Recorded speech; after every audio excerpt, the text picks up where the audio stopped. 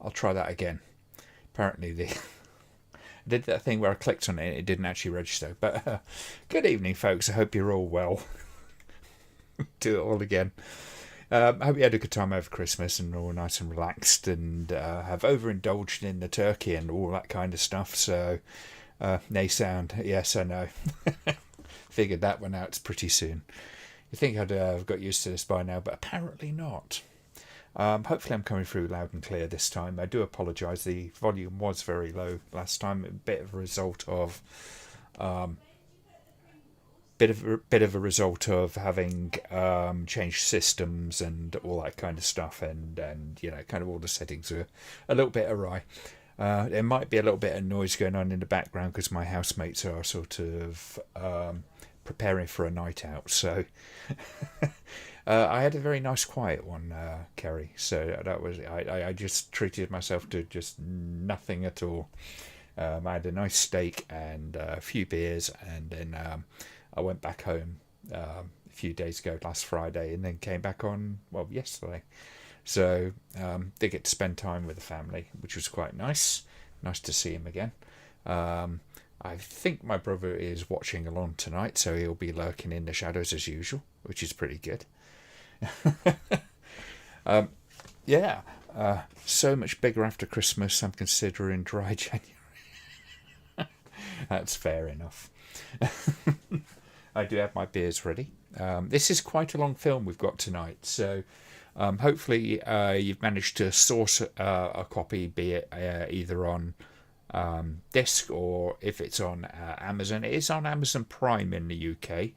I don't know if it is in the other areas and stuff like that, but it is on Amazon Prime, and it does seem to be ad-free, except for the beginning. So if you are watching it on Amazon, I strongly suggest that you just get it all kind of queued up, ready to go, and just pause it straight after the adverts, and then we should be good to go. We had a glass of red each on Christmas Day. Oh dear! I still had a. You know what? Sometimes drinking a little bit less can actually make it hangovers worse. At least I find that anyway. It's kind of weird, isn't it? It's like your body's gone, I don't know what to do. I can't be asked to deal with that. It's not enough to worry about. But I guess, you know, so we will kind of lead up a little bit closer to New Year's, to the bells, to whatever, to the chimes. Let's talk for a little while. Just I'll show you a couple of things I've picked up recently. My friend housemate gave me this little Pac-Man thing, which is kind of amusing. I would show you it. You can hear it, but problem is the screen's kind of burnt out, so you can't really see too much of it. It's a little bit tricky to end it now. You try playing this on a camera. Such a small screen. I have to put my reading glasses on to actually kind of see the screen properly, but it's a fun little thing. It would be kind of fun having a whole shelf full of those things. But yeah, that was kind of fun. Made a whole bunch of PlayStation game pickups as well. So some of this is good, some of this is bad. I went to CEX, I splurged. So Terminator 3, Rise of the Machines. Played a tiny bit of that. It seemed to be quite good fun. Simpson Hit and Run, which I originally put the Xbox 360 copy in there, which is a little bit of a bummer. I had to go back and get it sorted. Judge Dredd, that's kind of fun. Double O Seven, Quantum of Solace, played a little bit of that. It seems to be quite a good game. A little bit of running around, a little bit of stealth, a bit of first-person shooter, that kind of stuff going on in it. Not really got on with most of the 007 games, but that looks kind of fun. I got this one for shits and giggles because it was just like £1. Snowboard Racer 2 pretty much does what it says on the tin. Figured why not. This one I don't know much about it, but Metal Arms. Looks interesting. Should be kind of fun. I've just been kind of ripping these so I can actually shove them on my emulator, actually, which is kind of cool. Got a physical disc on standby. Fantastic. I've got mine, but it's in one of my boxes somewhere because I got no space to put anything. Really like the Terminator Salvation game. Might have been PS3 though. Fair enough.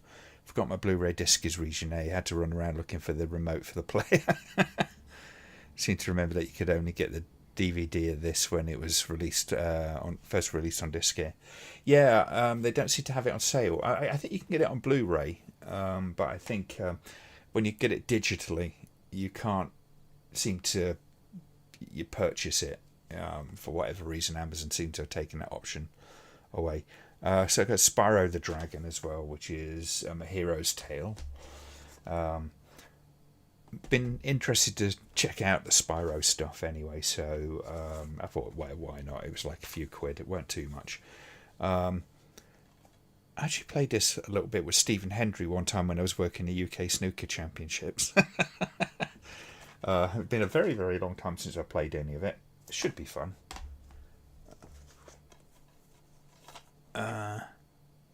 PS3, yeah. Star Trek Voyager Elite Force. No idea what this is like. Some of them are very tactical kind of base games, and others and pretty much straight shooters type thing. It should be interesting to give it a go. But I've got all these on there anyways, all ready to go, so I can have a bit of a play with them. I've got a few days before I go back to work, which is quite nice. But this is the one I'm quite excited about, is Shadow of the Colossus. That was a little bit more money, but not a stupid amount, and in pretty good condition. I like Eco, which is the one that was made before this. It's kind of in the same sort of vein in terms of the kind of massive vistas that it has and all that kind of stuff. It's kind of cool aesthetic, and it's not often done that much. There's a few examples of modern games which are kind of have a similar kind of vibe, but those tend to be kind of they're less action orientated. At least Eco is and some might say it's a little bit boring, but you've kind of got to escort the princess from the castle, or fairy, whatever she is, from the castle. Look after her, and she does things for you as well. Really, really fascinating looking game is Eco, and that's in the same vein, like I say. So, and I've heard good things about it, so I'm looking forward to giving that a go. PS2, that's as far as I went with consoles. Generally speaking, that was much the same with me. I do have a PS3, but mostly because it plays PS1 and PS2. I am looking to get hold of the Resident Evil Director's Cut on PS1 at some point as well, but it tends to be kind of expensive. As this is the month of eternal non-payment, gotta kind of look out for that kind of thing. So yeah. Oh dear. Missed it. Now it's a bit expensive. Yeah. Anyway. So that's a few of the pickups that I had. It was kind of fun getting some of that stuff. And I've been really kind of playing around with the whole retro games kind of setup. So I took my Spectrum, the retro games, the Spectrum, which is a reproduction. They call it a console, but of the Spectrum 48, and took it up to my brother, and he played a few minutes of Tantalus and a few other games while I was up there, which was kind of fun. He wants to get one, but they're really hard to get hold of now. The only ones I can see are kind of like the occasional price gouged one where they're trying to sell you a 90 quid item for about £230 or whatever.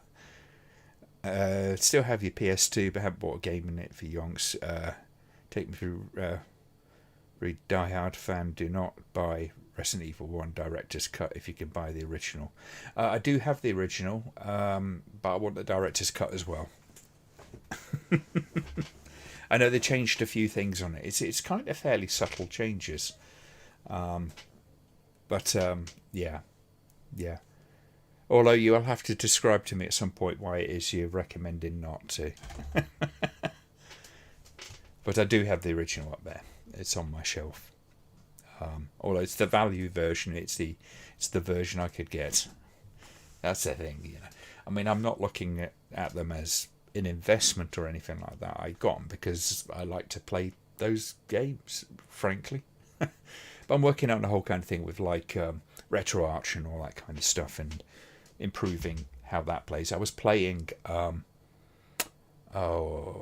was it? Path of Neo, Matrix Path of Neo, recently, which was a lot of fun. And being able to play it, because I've got the PS4 controllers and stuff like that.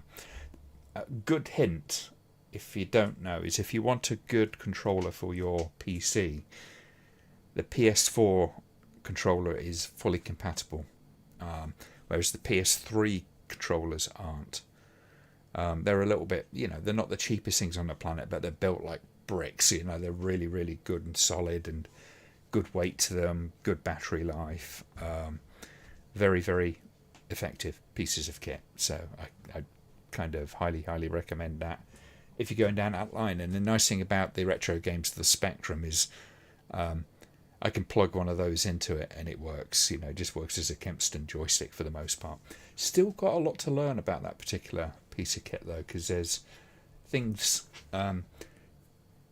tricks, techniques, and things that I haven't found out about. Some of the stuff I haven't found out about as well. So I've dumped a whole bunch of ROMs onto it, of old games. So there's like Jet Set Willy 2 and all that kind of stuff, which doesn't come with the computer itself. So there's all that kind of stuff which is on there, which is really, really kind of cool and fun. But yeah, special edition. Yeah, I think talking about the yeah. I did get a movie actually, which was another Christmas thing. See if I can find it. There we are. So, housemate bought me that, which I'm kind of looking forward to having a look at. Sort of a fan fiction-y kind of thing, where a guy, they're working on the film Nosferatu, and this guy kind of thinks that Max Schreck is actually kind of a real vampire. Sounds like it could be fun. It's got Eddie Izzard in it, Willem Dafoe, yeah, John Malkovich as well. So that should be kind of fun. I find Xbox One controller pretty good, but mine's wired, so it's a bit mangled when I wind. Yeah, you shouldn't wind them around. Although I do as well. Case in point. But you shouldn't do that, especially with the that's one thing with that, because that's it's a plug-in cable. But it's another thing with the regular Xbox controllers. In no end, millions have probably been sacrificed to the convenience of wrapping the cable around the controller itself. It's a bad way to do it. If it was in the theatre and somebody was doing that to a piece of kit, I might be a little bit more upset about it. Eddie Izzard, yeah, great fun movie. Oh, no, I'm looking forward to seeing that then.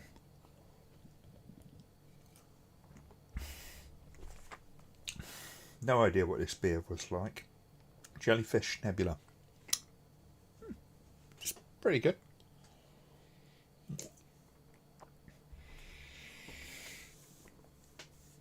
So, it's been a little while coming, hasn't it, this one? I mentioned it probably a couple of months ago. I've said it on a few occasions that we're going to watch this film at some point. And it was the last stream that it was sort of brought up, because I was speculating on what we were going to actually watch. And I got reminded that, yes, Suspiria is on the list. The remake of Suspiria, which I shan't talk about too much at the moment, because it's a long film. It's 2.5 hours long, and it's a very slow film in many respects. But I am really looking forward to kind of watching this one with you guys. I did have a little bit of a head start earlier on, so just to sort of get my head back into what the film was. It's been such a long time since I've seen it. I think this is going to be an interesting one. I don't know if it's going to be everybody's cup of tea. In fact, I know it's not going to be everybody's cup of tea. But as we've covered the original, and I was thinking of at one point of doing them as a versus one, like with the Night of the Living Dead, but that would have been like about a 4-hour stream. Which is about 90 minutes for the original and 2.5 hours for this one. It would have been a very long stream. We'd have been going into New Year's Eve 2015. Yeah. No, 2025. What the hell's wrong with me? But yeah, it's a very different film to the original. And I think it is one of those occasions where I think it's a worthwhile thing to have a look at in terms of remakes and what can remakes do. Because so many people are a little bit kind of anxious to trash something just because it's a remake. I don't think this is a pointless remake, not in the slightest, but we will get into that. It's an R8 movie. It's quite understated. Yeah, it's a funny thing though, isn't it? It's like remakes and stuff like that. But so many people go, I don't like remakes, and then, happily watch the thing. Or Invasion of the Body Snatchers, or any number of other films that are remakes. Sometimes they don't realise that they're remakes, which is, these things happen. It works. It's the same in when it comes to music and stuff like that. When you get cover versions, sometimes the cover version's better than the original. And don't ask me to recite any off the top of my head. I do know they exist, but my brain will lock up just because that's how my brain works. Why do you think I script everything just about? This is the only things I don't script is the live streams. Except, partially the last one, which I really quite enjoyed doing. There was a lot of notes for that. And I still wandered off the beaten path. Tricky subject to cover.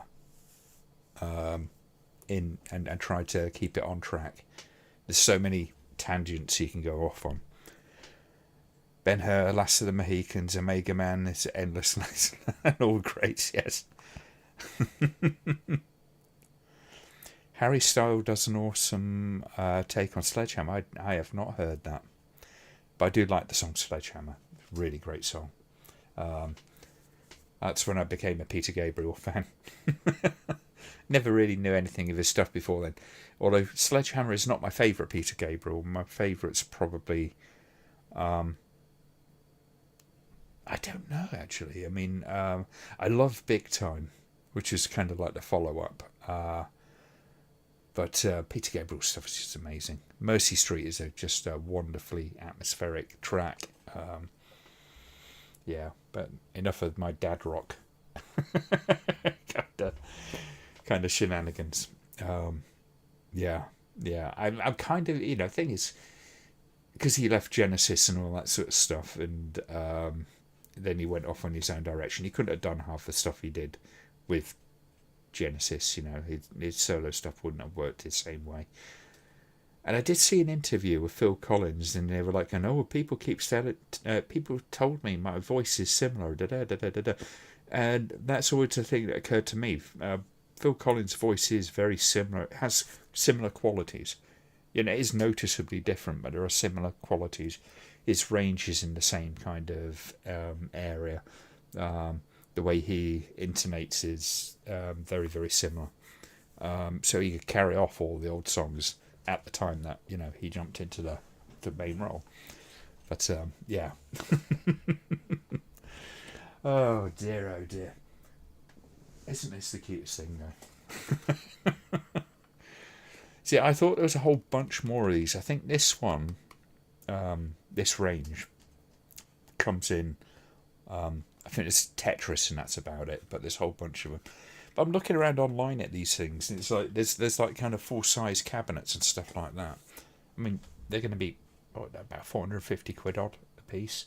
And they're probably not the greatest of builds. They're probably not up to the original kind of quality of an arcade machine, because those things had to really take a battering, didn't they? Especially when you're talking about the controls and stuff. Apparently at Atari and various companies, they used to have people, particularly the biggest people in the office, do stress tests on the machines and stuff, which is kind of amusing. But I did see one which did look really cool, which is a reproduction Star Wars cabinet, and it has the whole kind of yoke and everything on it, which is like really, really neat. I would love that, but I just have no space. Speaking of someone who can sing with the best cats, Collins is a great singer, but definitely not the same league as Gabriel. No. I think Gabriel is generally a more interesting. He has a lot more intonation, in my opinion, than Phil Collins. Phil Collins is one of the greats, though. I mean, he's done a load of great stuff. I'm not a massive fan, though, because he did go much more into the sort of poppy kind of era, kind of way. But Peter Gabriel is just amazing. I love the song Steam. That's one of my favourites. If I sing that, my voice starts bleeding. My throat starts bleeding. Well, hello, John. Sledgehammer reminds me of when I was doing temp agency work in kitchens. That and Marlene on the Wall. I think they were in rotation. Yes. Yeah, that video for it though was amazing, wasn't it? It's kind of cheesy, but all in all the good ways. Of course, it was when he still had hair as well, so it looks much older than it actually is.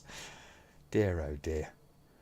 Okay, folks, we are starting to get close, so I am going to say at this point, get yourselves all queued up and ready to go, because we will go at 9 o'clock. I think we'll try to hit that dead on 9 o'clock. So about 8 minutes, 7.5, 8 minutes to go. Yeah, we don't want to leave it too late, because then you can all, anybody who needs to can run off and don't know where that's gone. God damn it. Just dropped something. I was going to show you this thing. It's a little wooden mangonel. Trebuchet. Another Christmas present. You do that. You kind of put it on the hook and then, wow. Pretty neat. Comes with these little things, and that's one of the things I just dropped. So no doubt I will crunch it halfway through the stream. But there you go. What you're going to do. Oh dear, oh dear. Oh, sounds like the housemates have got it. I did say there would be some noise. Hopefully that's not coming through there. They're not being particularly noisy, and it is New Year's Eve. I imagine when they come back in, it'll probably be a bit noisy. Then again, probably not. Not big drinkers. Oh dear. Yeah. So it was lovely to get back home. My brother and I went out for a nice meal.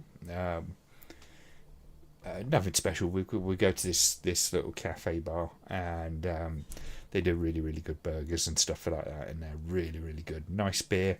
Spent the evening out. Finished off with a dodgy pint at one of the older pubs. I had a taste of it. It tasted a little bit fruitier than it should do. Didn't do my brothers any favour. Didn't affect me, because apparently I've got the constitution of an iron elephant. But yeah, it was nice. It was nice, and chilled out. We didn't get absolutely rat-ass or nothing. Not like we would have used to. Thought it was going to be the woodwork toy from Romero's Martin for a second. Now it just flings little wooden balls. Take that as you will. I think you should make a castle out of toilet roll inserts and use the catapult. I tell you what, it's got one heck of a range. I put it on the kitchen counter and it just flung it bounced, literally bounced off the ceiling. I might have overpowered it a little bit. It's quite possible. The worst thing about it, right? I mean, it's great, but the instructions for it are absolutely abominable. It's got like 4 stages, it tells you, which is probably about 1/3 of the stages you should actually have. So much of it is just not there in the instructions, like how you actually kind of arrange the elastic bands and all that kind of stuff, and the last few steps you have to do. And it's on tiny little pictures about that in black and white, low resolution. It's a little nuts, but I worked it out. I kind of looked at the picture on the front of the thing, of the package, and figured out as much as I could. I took a few attempts. I put that thing the wrong way round. I don't know how long it'll last. I imagine it will just shatter at one point, and it'll probably send splinters of wood everywhere, like the real thing. That catapult reminded me of the old crossbows and catapult games. Yes, I used to have that many, many, many moons ago. You know, I have no idea what happened to that. Isn't that one of those things in life? Your parents get rid of stuff without telling you, and it just goes away. And you think back, you go, where did that Boba Fett Star Wars doll, like Action Man size figure go? And your parents probably threw it in the bin at some point. It's like worth £500. No, the ones I had would not have been worth £500, and we played with those things. We weren't collectors. Dear, oh dear. The advert made it look awesome. Yes, it did. Yes. Yeah. I mean, there was a load of. I mean, I loved. There was a load of games I loved back in the day. It's a whole kind of like D&D sort of thing. Dungeon Quest. That was always a fun one. I had a few of the Games Workshop ones, but they required, somebody smart to play them, because I had to actually read the instruction manual. I ended up more playing, painting the figures and stuff like that. That was kind of my thing. But then, was it the size of the Action Man from Extro? Oh, that would have been cool. That would have been very, very cool. I think Rift Tracks has got Extro 3 on it now. Just one I've got to have a look at. I think my brother had that. He zipped past it when we were looking through for movies over Christmas. So, yeah. They did set a lot of us up for 40k in later life, yes. Oh, yes, Atmosphere, yes. Well, sort of vaguely, I didn't have it. I do remember when the arcade games, they did arcade board versions of the arcade games, so like Pole Position and Pac-Man and all that kind of stuff. That was always kind of fun. Not that we could afford much of that. We weren't exactly particularly well off as kids, that's for sure. We did alright though. Last day of primary school, we were allowed to bring in board games, so I bought Hero Quest and became a god, yes. Games Day. So when the teachers are given up and the pupils like, I don't want to have to go to school. Oh, but it's Games Day. It was literally the only way you could get kids into the school on the last day of term was Games Day.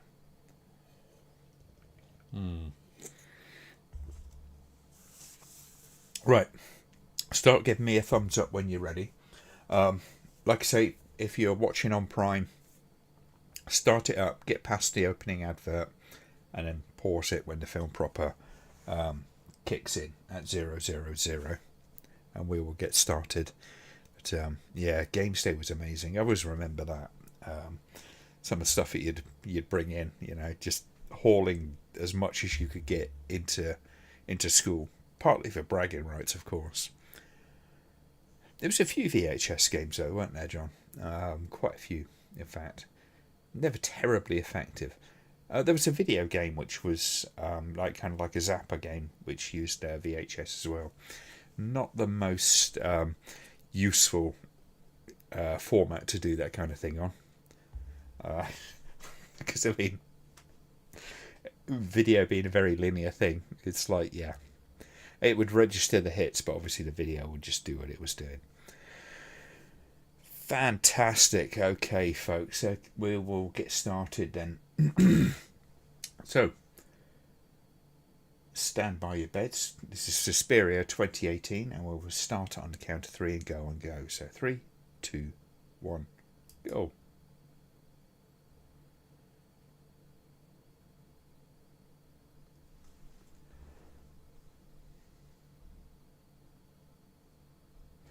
Alcohol use, smoking, sexual content. Oh, what horrors are we in? It's been set up for.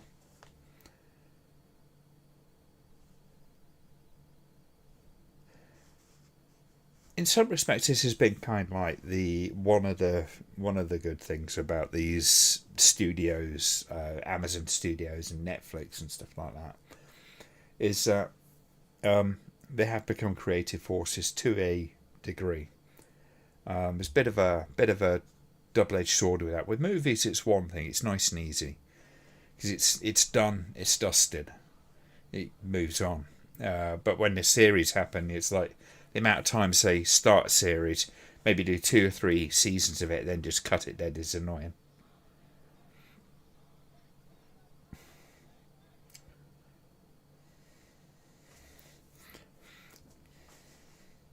So this is set in the 70s.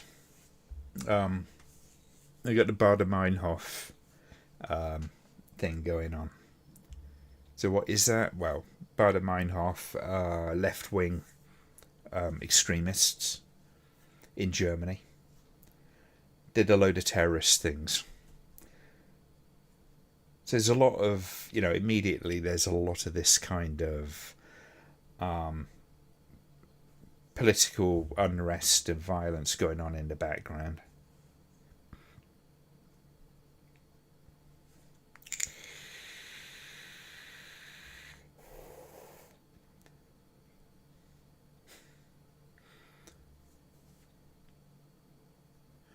Before we get much into it, I just want to say, witch! It is a very different tone to this movie. And this is one of the reasons why I think this is a worthwhile film, remake. I think it sits happily alongside the original. They are not the same movies. This isn't a pointless kind of exercise in just kind of regurgitating what happened before. And I think it was said best, I guess, by Tilda Swinton when somebody asked her about it. She says it works as kind of like a cover version. She compared it to being a cover version rather than a remake. It's this. There's some of the elements of the story are there. The melody's different. The lyrics can be slightly changed, but it's basically the same. There's similar things there that you can recognise the one from the other.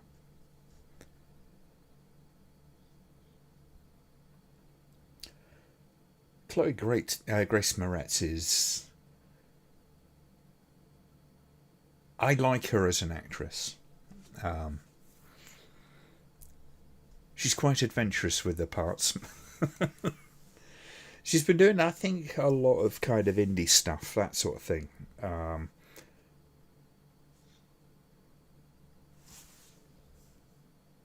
Yeah, she's been doing a lot of indie stuff, and I think she's managed to avoid, going down entirely that Hollywood line, which is kind of cool. And she's not a bad actress, not by a long shot. This was a long time in the making, seem to remember. Lots to remember about a remake. Yes, I think several people have probably had a go at trying to remake Suspiria. And, it causes a lot of anxiety amongst fans of the original. I am a fan of the original. I love the original. It is one of my favourite films. So when I watched this, I tried to keep an open mind, and I was quite surprised how good I thought it was. I mean, this is such a different film in so many respects. It is like an hour longer than the original. It has a very different look to it. The things it kind of works with, the ideas that it works with, are very, very different to the original. The original was kind of like a dream. I described the original as being kind of a prepubescent nightmare. It's this sort of struggle from coming from pre-adolescence into adulthood, with all the kind of like authority figures as frightening as they can be and oppressive as they can be. The book is there, actually. There's a few interesting things going on. So there's two books there. There's a Carl Jung book, which is about a psychological technique called transference, which you can go read about. Essentially, it's kind of like projecting your fears and stuff like that into like your psychologist, and them doing similar things back to you, and you kind of like work things out. Very, very wrong, probably completely ill thought out description, but rough idea. The other book is basically the Masons. So, the Freemasons obviously have a lot of baggage which come with them. It's a bit of a boys' club for one thing.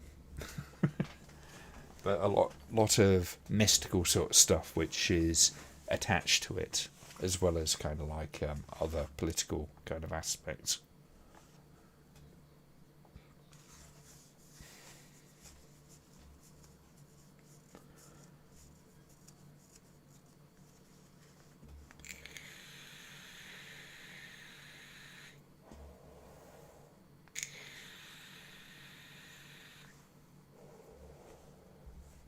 I mean, it's a hell of a line, isn't it, though? They'll find me and eat my cunt on a plate. Wow.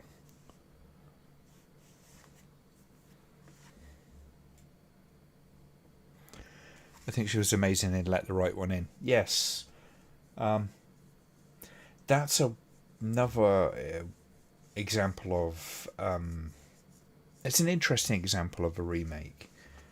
Let the Right One In is a very... Americanized version of the story.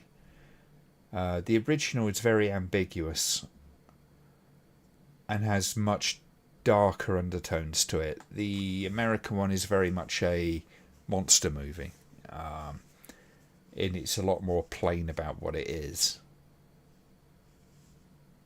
Both are quite good films, though. So this music that's playing, Tom York, I wasn't sure what I thought of it the first time I heard it. Not that I didn't ever dislike the song. I just wondered kind of how it worked within the film. But the more I've heard it, the more it kind of works for me. It's very, very melancholy. I mean, that sound of that, kind of like... if you ever heard that snoring sound in a person, they're not in good shape. It's pretty disturbing. And this is one of the things about this movie, as opposed to Suspiria, the original Suspiria. There is a lot of disturbing stuff happens in the original film, but it's a film that bases itself a lot more in almost ethereal kind of things, sort of visual clues to things that are going on. It's a very nebulous kind of story. Like I say, I kind of narrowed it down for me personally as being a sort of coming of age film of a kind, with her sort of finding herself in her authority. Because as I've explained before, the characters were originally supposed to be like 12, 13 years old, and then they kind of like, for commercial reasons apart from anything else, they didn't want to get censored up to high heaven. They made the characters older, but then they scaled the sets up to kind of make the actors a lot more diminutive, including using Jessica Harper and other girls who were very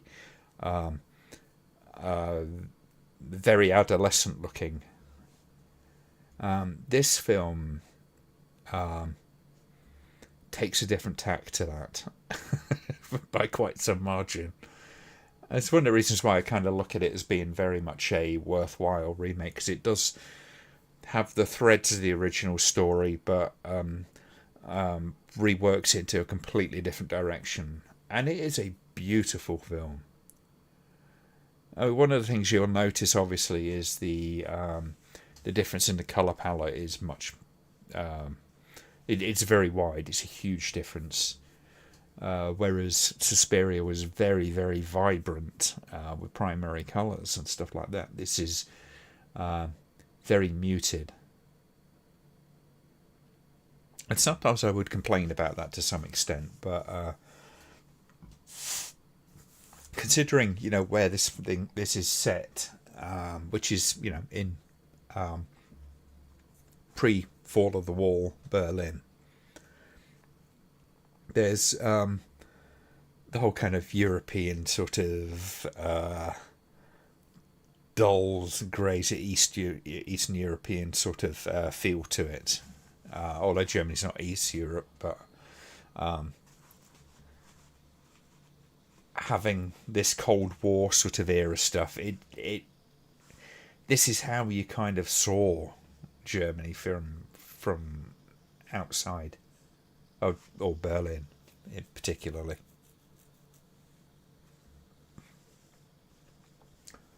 Bearing in mind there was a lot of tumult going on at the time as well. So when this is set is a particularly kind of troubled time, one way or another.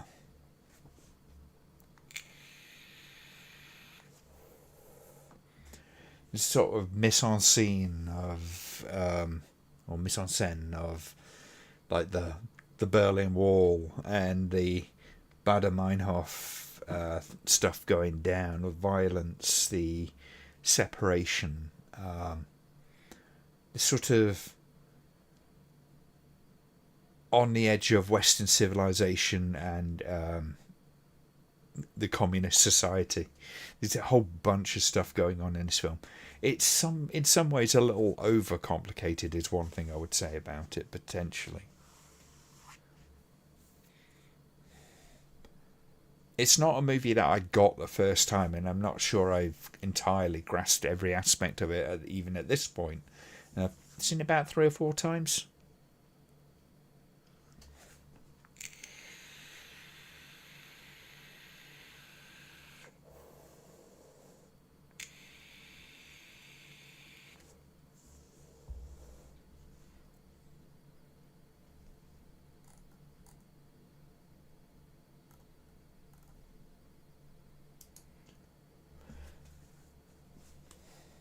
Dakota Johnson is actually kind of an interesting actress to me at this point. I first saw her probably in 50 Shades of Grey, which I kind of went to see just to sort of challenge myself apart from anything else. Was I willing to sit through it? And I did, and it was awful. Funny enough, she wasn't the awful part about it. But I'm glad that she... when I saw this, I was so relieved to find her to actually be an interesting actress.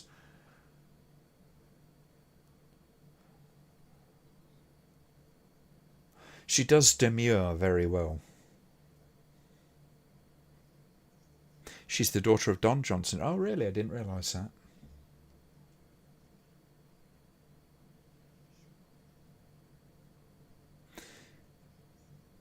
I think that's what makes this one more realistic. Argento's was definitely more fantastical. This one is more grounded. Yes, there's a much more overtly psychological take with Dario Argento's. It is the kind of terrified mind's eye view, memories almost of what Susie Bannion goes through in that, her being the point of view character.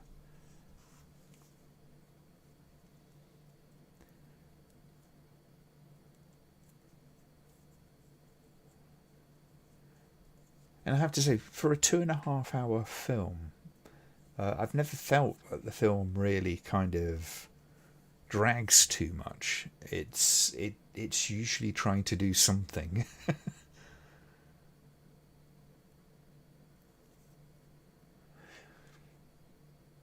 Actually, I mean, that makes a bit of sense. Melanie Griffith, yeah, it kind of makes a bit of sense. um, she has a lot of that because Melanie Griffith did a lot of that kind of somewhat demure kind of acting. She has that personality, and that's not to be an insult to her at all. But Dakota Johnson seems to have that down, frankly. See, one of the funny things about this film is, like, compared to the original, the ballet was almost incidental. It just happened to be set in a ballet school, which is a good place to get those characters together more than anything. It's almost a functional thing. In this film, the dance is very much part of the story, part of the character. Uh, I have almost no doubt that the kind of focus on these sorts of things like dance, particularly contemporary dance, can put people off. I sort of grew to love contemporary dance actually from working in it. As a lighting designer, I kind of love lighting dance shows. So I kind of cultivated an enjoyment of that sort of stuff through that, almost through a technical, but I have an artistic element. But that's usually me sort of figuring out how I would enhance the performance with what I do. Was pleased when critics of Twilight series say Patterson and Stewart are terrible actors, yet they both proved the doubters wrong. Yes. Yes. It is nice to see when they actually kind of get a good role. And there's a load of actors that are like that. They require a really good director to bring out the best in them.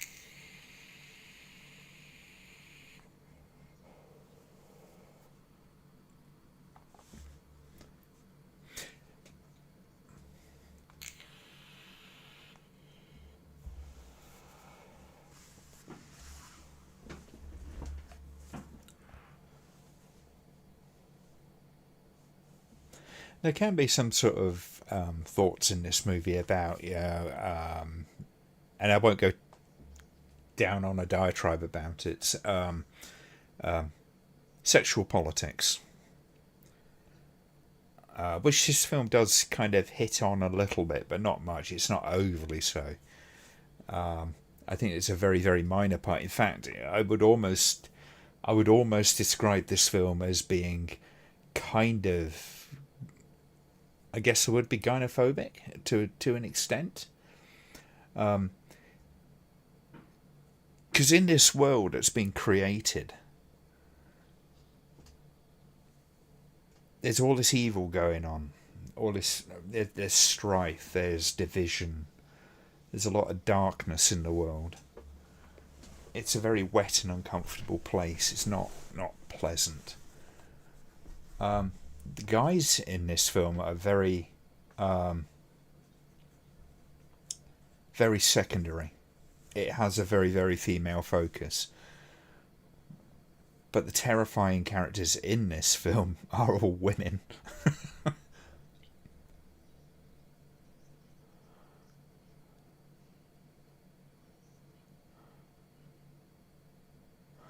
Commentaries of the Twilight movies are worth listening to, as Patterson spends so much time talking crap about them.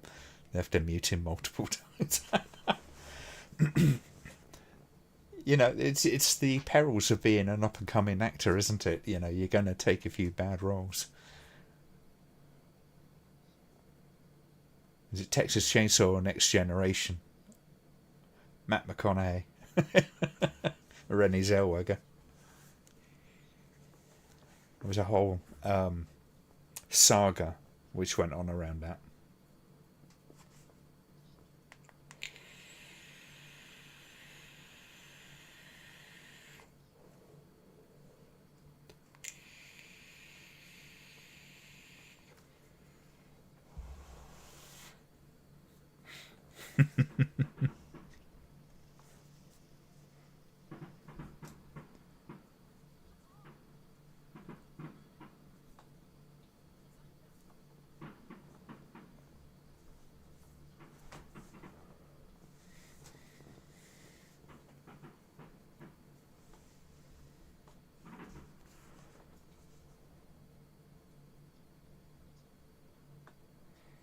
Yes, RAF is not the one that any British people are thinking of. It's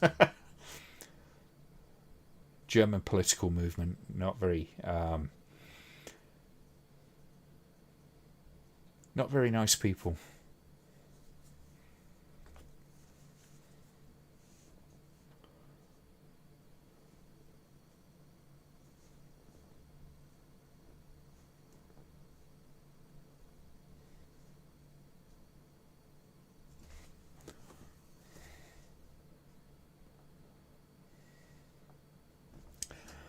Jason Alexander seems proud of being in The Burning. Holly Hunter less so.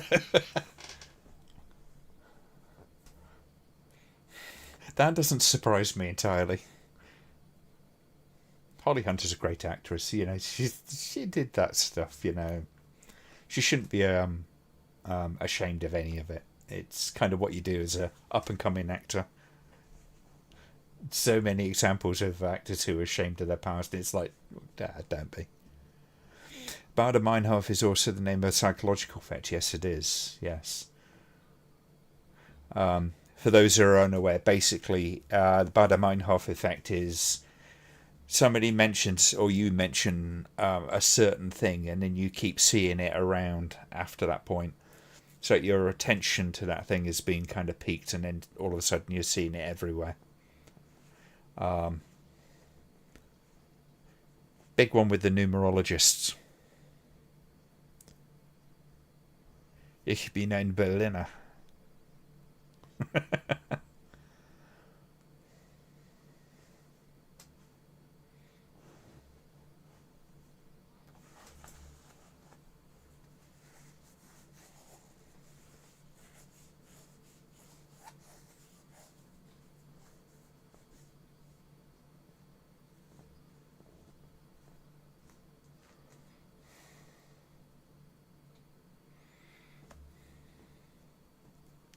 For anyone who isn't actually acquainted with the original Suspiria, that is one of the things about this movie is there's a lot of information to take in and try and figure out.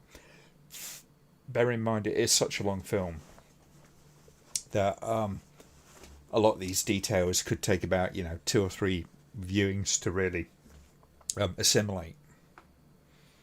So it's been this vote. And Marcus, from the original, is the kind of like the original matriarch of the school.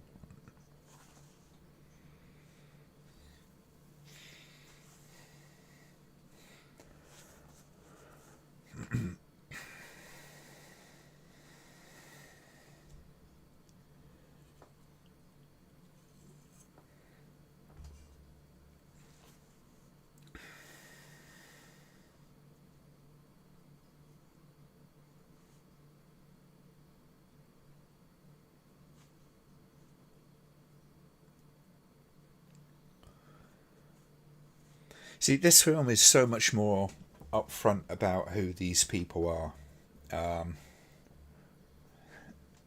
Whereas the original took a bit of time for it to sort of be revealed.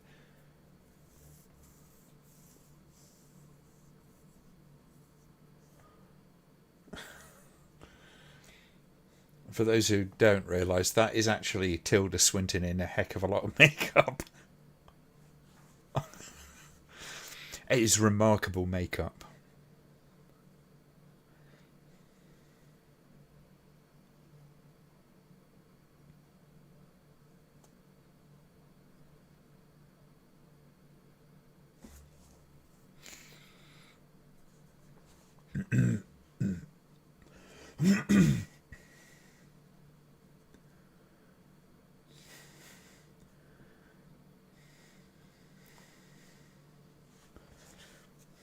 It seems like so long ago that Berlin was in that situation of being divided. It's weird to think about these days, having that bloody Great Wall just run straight through the city.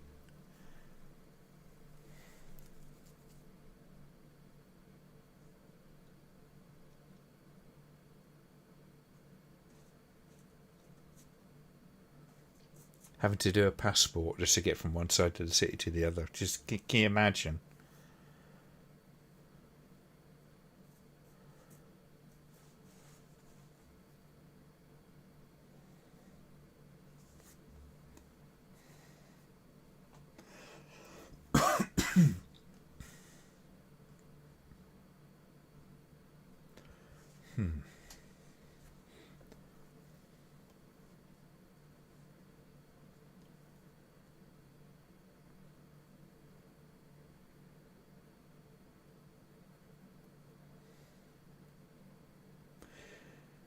This music, it's kind of... It's strangely modern and kind of classic at the same time, isn't it? I think Tom York did a really good job on it.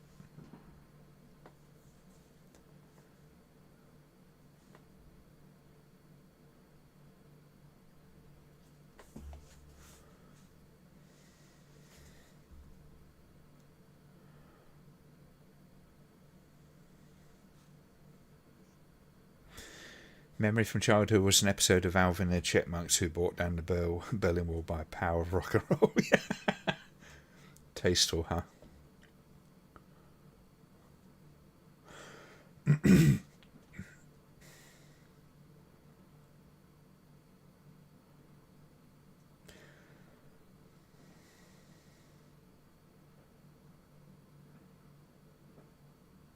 And these kind of times really do sort of, illustrate or illuminate why it is that politically Germany is kind of like it is.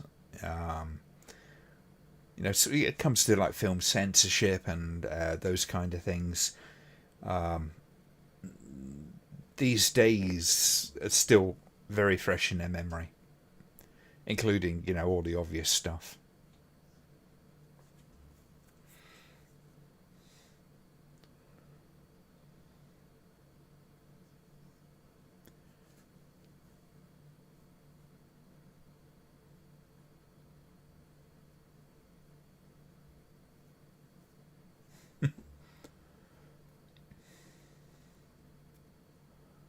Luxury.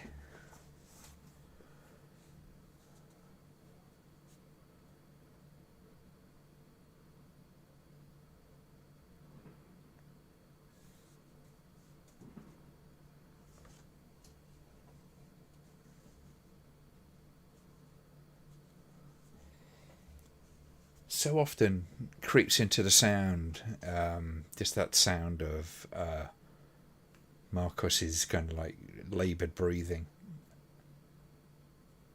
And Susie's mother's in a situation as well, so a lot of this sort of kind of stuff kind of ties together as the film goes on.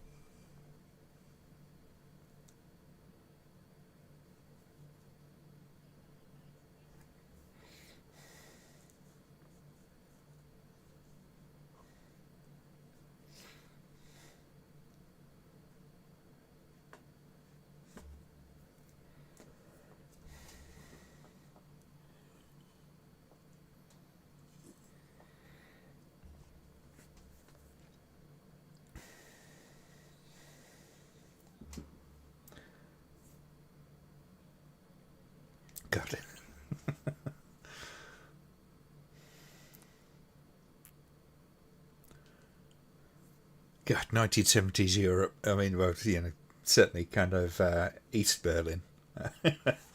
My God, it was. It feels the memories of it all just feel kind of like harsh. Everything's kind of like cold and on the edge of decay.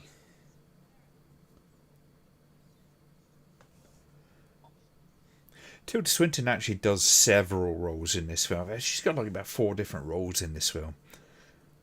She certainly earned her pay, to say the least.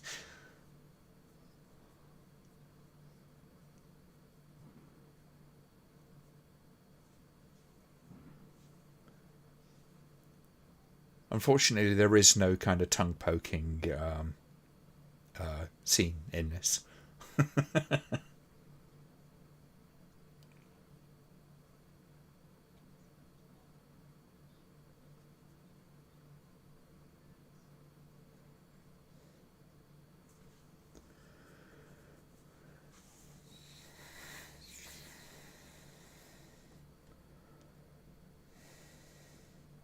And yes, there's you see a lot of scenes in this where the ballet dancers are kind of like all smoking and stuff like that. That is very, very much what ballet dancers are like. The ones that I've met ate crap and smoked like chimneys. It's quite remarkable.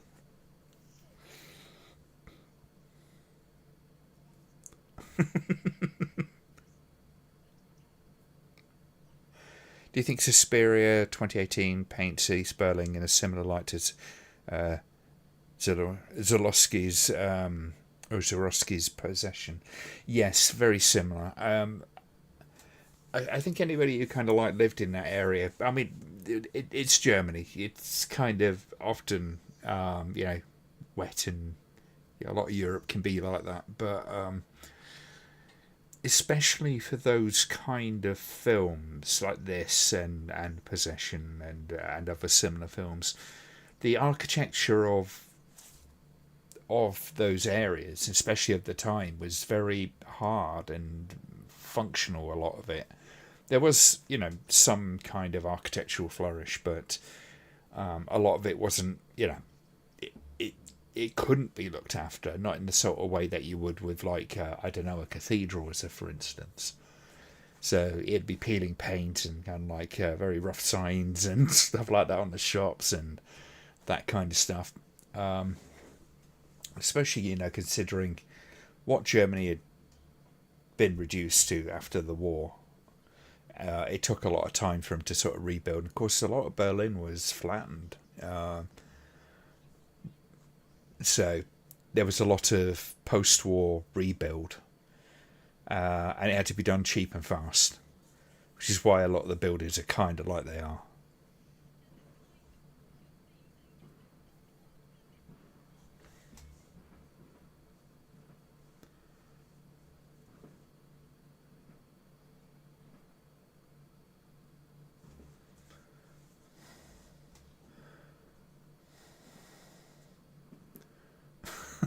There's a cackle.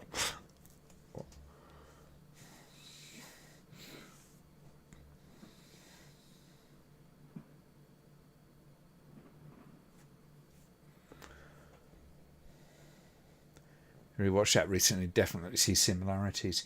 Yeah, you would do. I mean, if you're surrounded by that kind of architecture, and you tend to see like just the most beautiful parts of any given city. You could do similar kind of things even if you went to London. To be perfectly frank, there's plenty of parts of London that, if you film it in the right way, just absolutely will feel utterly depressing. But considering the history, I think of the region and what it was going through at the time, and the fact that it was a city divided, and that has its own effects. So, when people kind of film in areas like that, they usually do, especially with stories like Possession, are using that to kind of accentuate the tone of the film. Because you couldn't really get away with filming Possession in somewhere like I don't know, Rio or somewhere. It wouldn't quite work.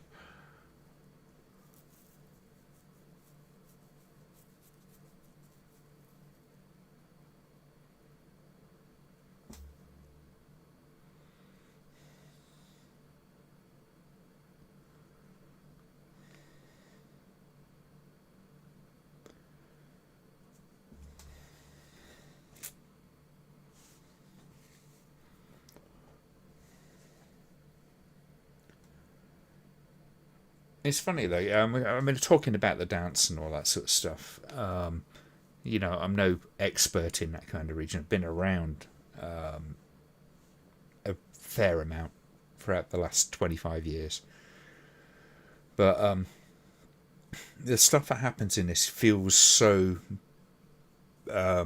modern.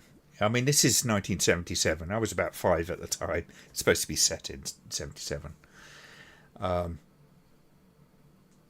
I always kind of imagine that stuff to be much, much more sort of current. Of course, not necessarily the case. And there is something about dance as an art form, which is kind of primal, which makes it great for a story like this.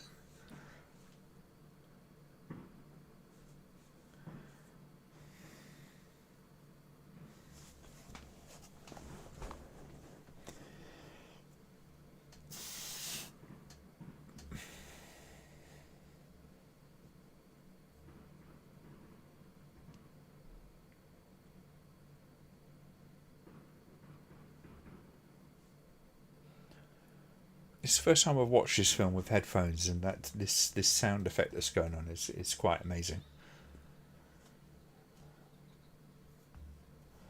Sort of wobbling between the sides.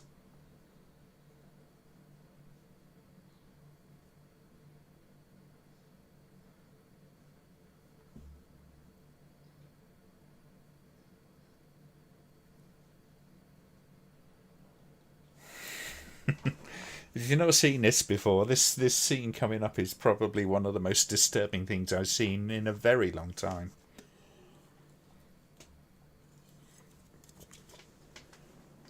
I think my exact words the first time I saw this was, "Oh fuck."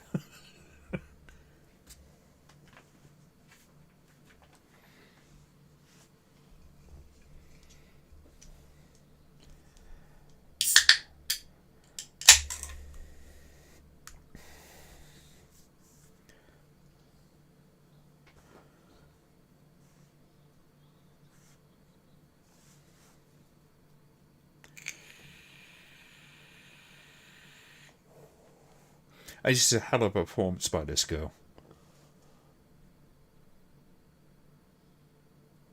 I don't think anyone quite, most if you're not an actor, it's hard to realise quite how hard it is to get that invested in what you're doing, to make crying look real.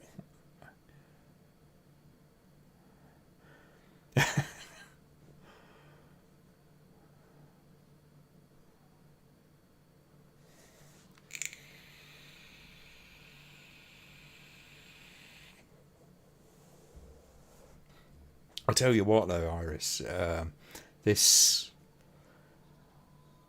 god damn, I mean, you just feel so upset for this poor girl.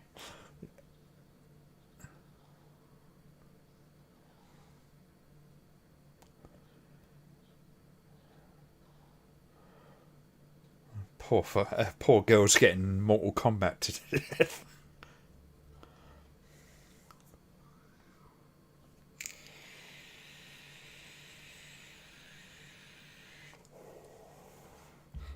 And I have to say, this is some stunning editing.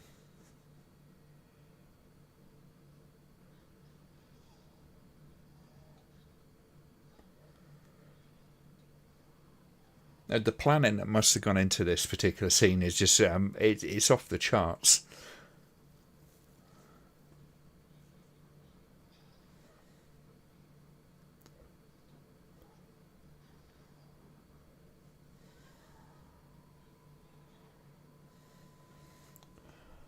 Whew.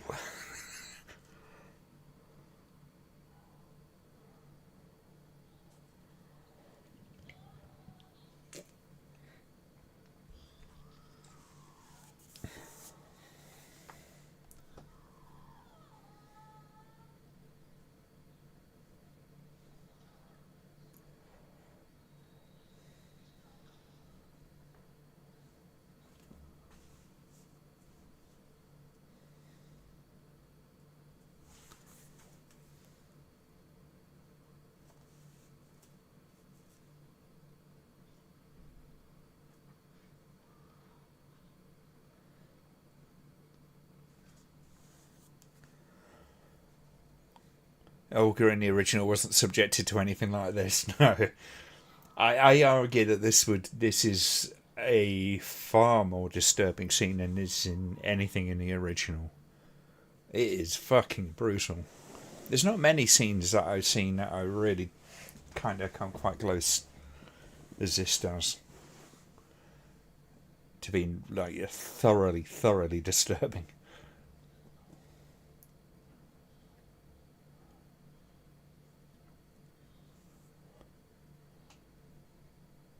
Wow.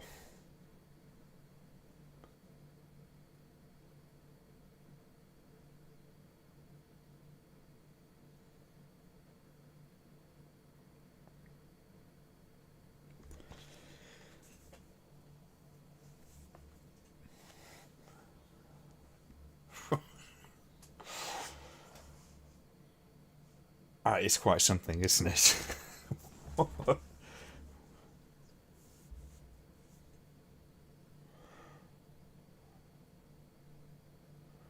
I mean, it really is. It's quite breathtaking, that scene. I mean, horror in this film is, it's generally very much more on a psychological level. But when it does it well. When it does the gore and the more kind of overt horror. I'd definitely put that scene up in it very high in the kind of like, in best horror film scenes. It is quite something. Time for a Kit Kat. And the thing is, because you feel so sorry for the girl, don't you? It's all kind of because she's just absolutely brutalized, and she's acting so well.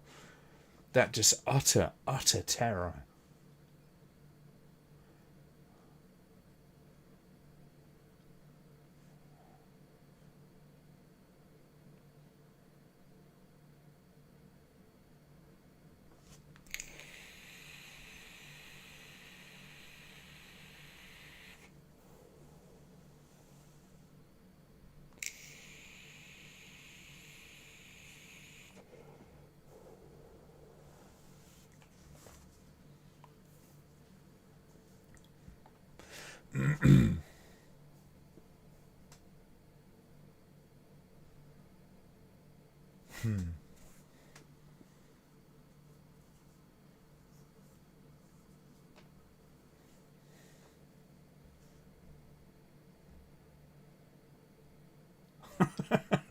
It's a very American attitude. We have to study America.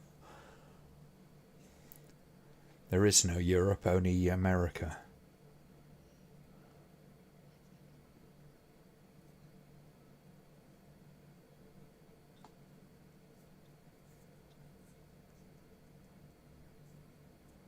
Again, you get that little groan going on. It's a lot of times it's almost imperceptible.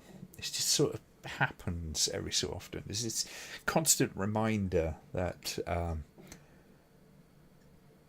Marcos is still there. She's there somewhere.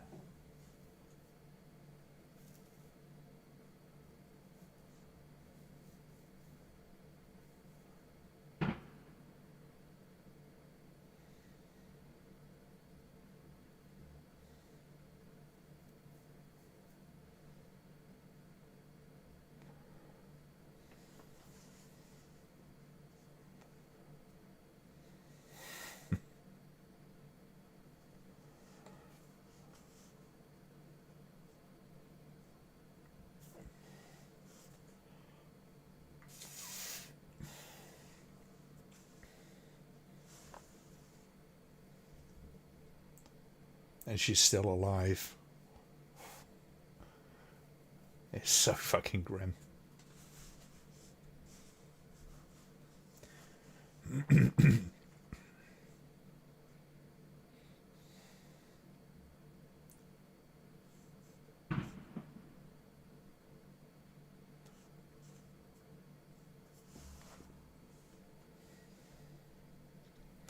Little bit of a nod to the original with that particular character with the meat hook there.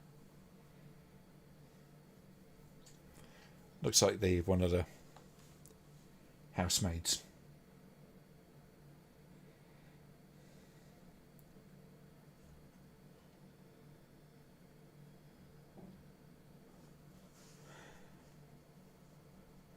Hey Simon, thanks for popping in. Hope you're having a good evening.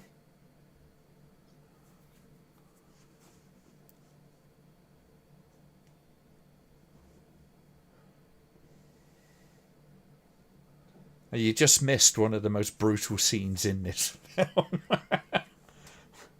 It's still going on. Oh my god.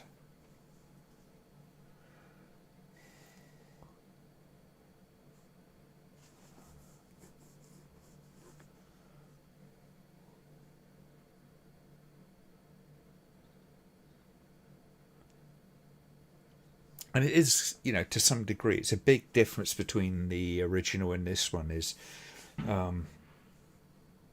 the way it handles the violence is it's kind of different. Maybe that's partly to do with the fact that the original was so exaggerated and kind of out there, with the colours and the strange kind of vistas that they had in there, the way the sets were built and all of that kind of stuff. It does feel like a fever dream, the original. And this one, it stays a lot more grounded.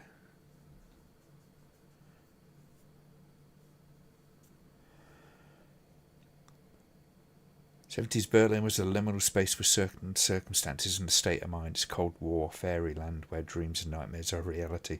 That's an interesting way to put it. I mean, it feels so alien, doesn't it? When you look back at that stuff. And bear in mind, at that time there was no end to the Cold War in sight, nothing like that.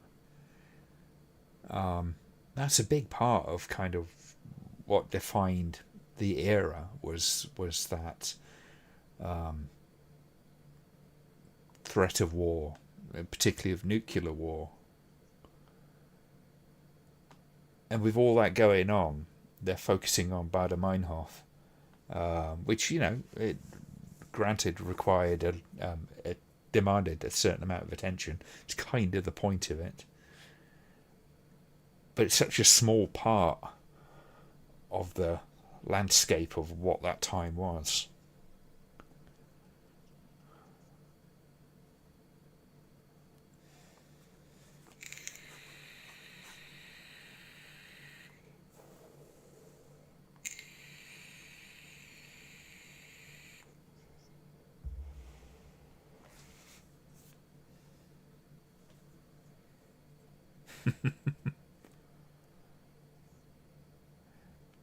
Good night, Simon. Enjoy your evening and Happy New Year, mate.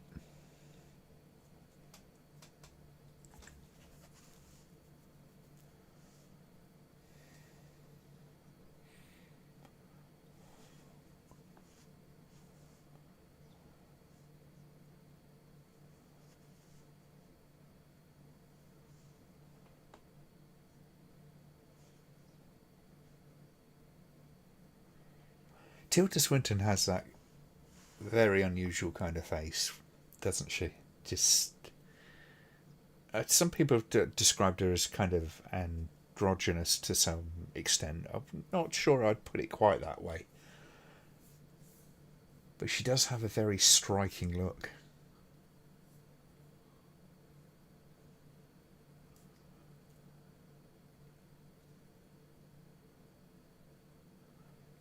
Which is fucking intense as hell.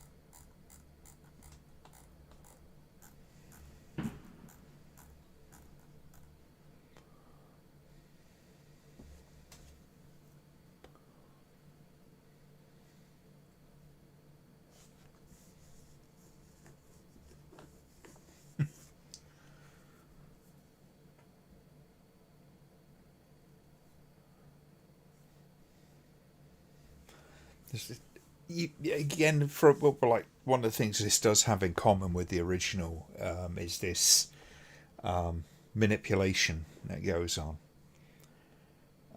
For this film, it's kind of pointing in a different direction, where the original film, like I've mentioned, has a kind of like coming of age sort of thing, and a pushing back and a fear of authority, getting away from authority and growing to be an adult. This film is has a different aim.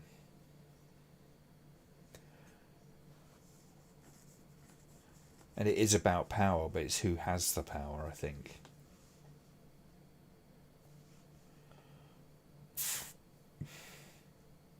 But against that sort of background, of what's going on around them with the Cold War and the violence that's going on, there's that.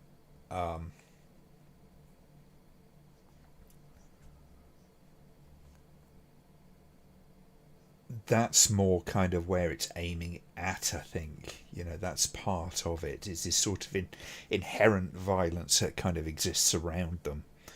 And that's the thing, I think, because, with the three mothers particularly, they seem to be characters that thrive in the worst of times.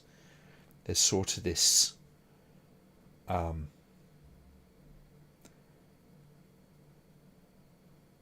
what's the best way to put it? This expression of this kind of like underlying evil, this thing that kind of pushes it, drives it, creates it. And as we sort of like, we've seen, and as the film goes on, you get this almost disposable kind of aspect to anyone who isn't Susie in this. Anyone who isn't the favoured one, the chosen one, the one that they want to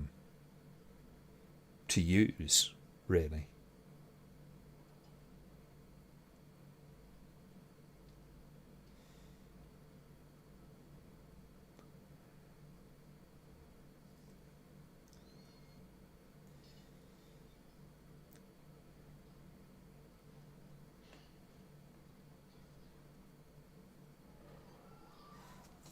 To get little snippets of, partly of her childhood, apart from anything else, the kind of punishment that her mother would give her.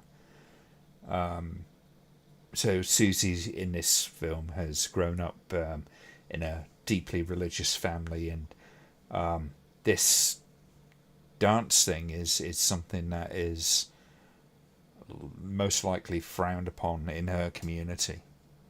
So that's a kind of act of rebellion, and you can see that in various other aspects of what dance does in this.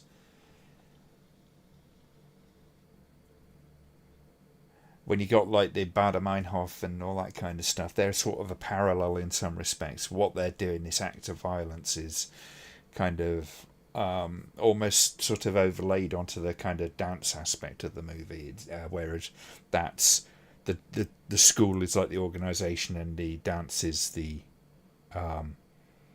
act of violence and rebellion. That's not to say that the Bader Meinhof is kind of lauded in the film, because that's one of the things with this story. I think the aspects of evil that are portrayed are not kind of glorified or kind of looked at as being something empowering to all these female characters, as for instance. But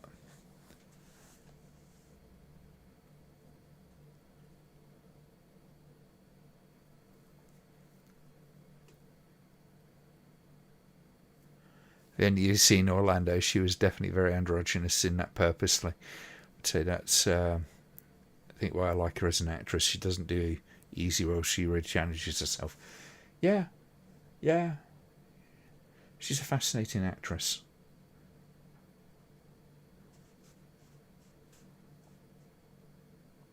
I mean, the fact that she can kind of have all that sort of latex put on her and come off very convincingly as an old man, it's quite something.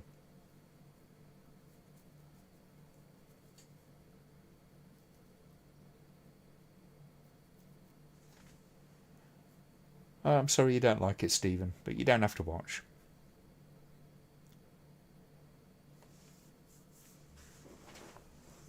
And personally, I think it's a really fascinating film.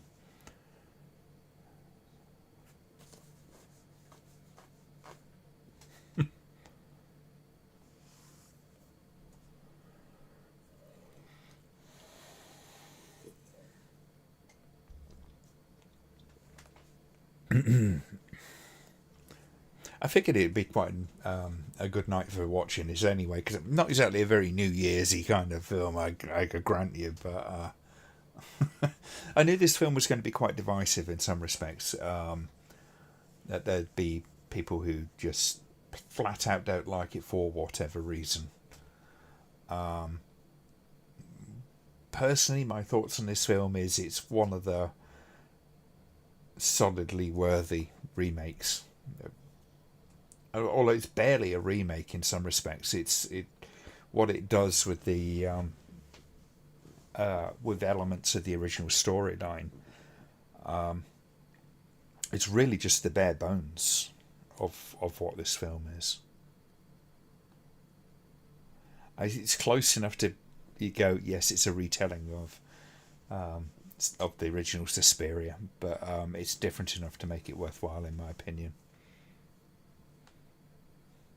But you're welcome to disagree, no matter how wrong that makes you.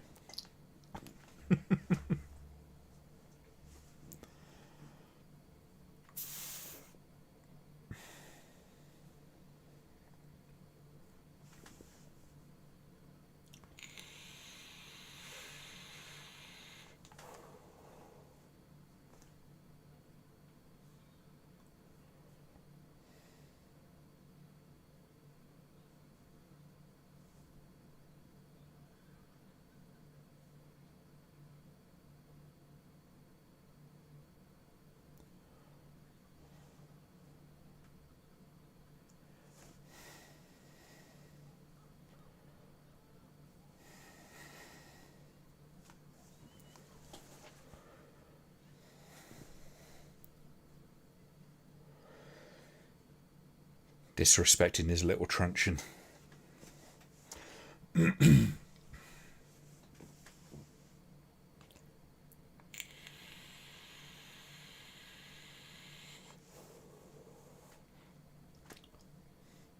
It's quite an interesting little snippet in that scene, isn't it? Really, because it's this utter disrespect for these figures of authority.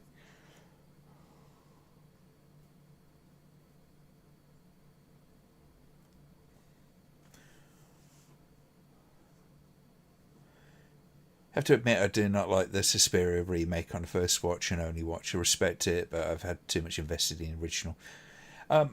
Trust me when I say I love the original as well. I really dearly do. It's such a cool film. I think there's a place for this film as well. But you know, your reaction to it is not invalid. Hello, Kieran. Here in Britain with the family. Okay. All the best to you, mate.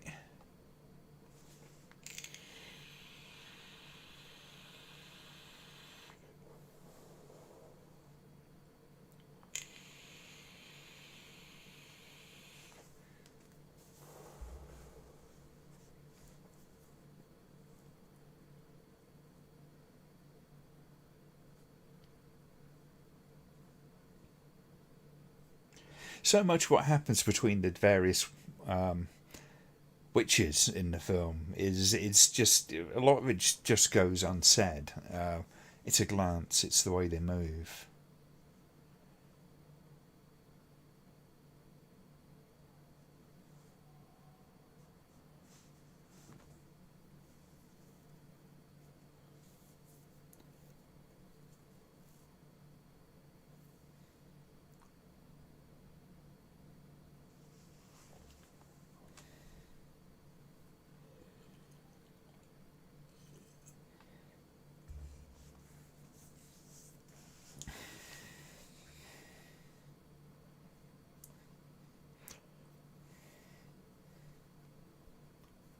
I do get the feeling when it's just like this bit. What I'm just saying.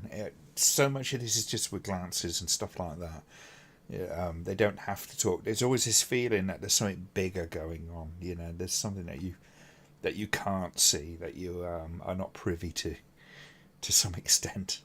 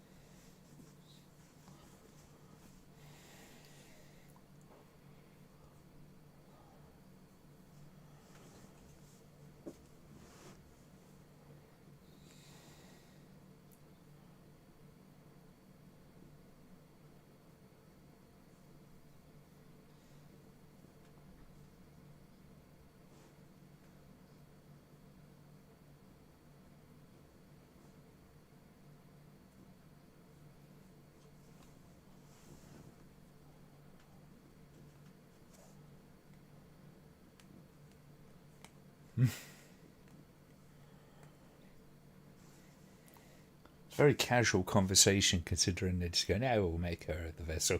Yeah, screw the other one.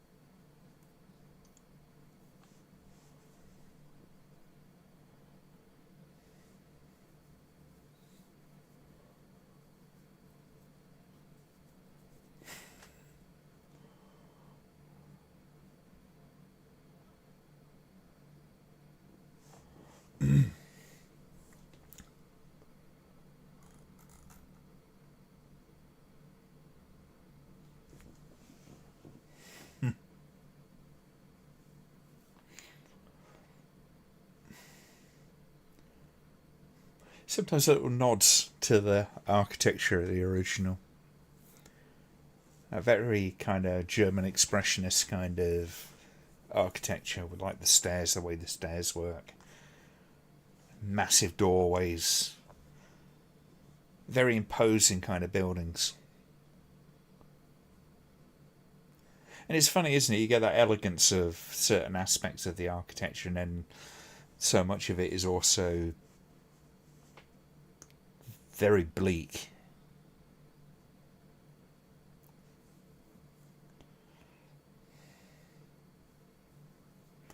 So, man, there's a lot of smoking in this film.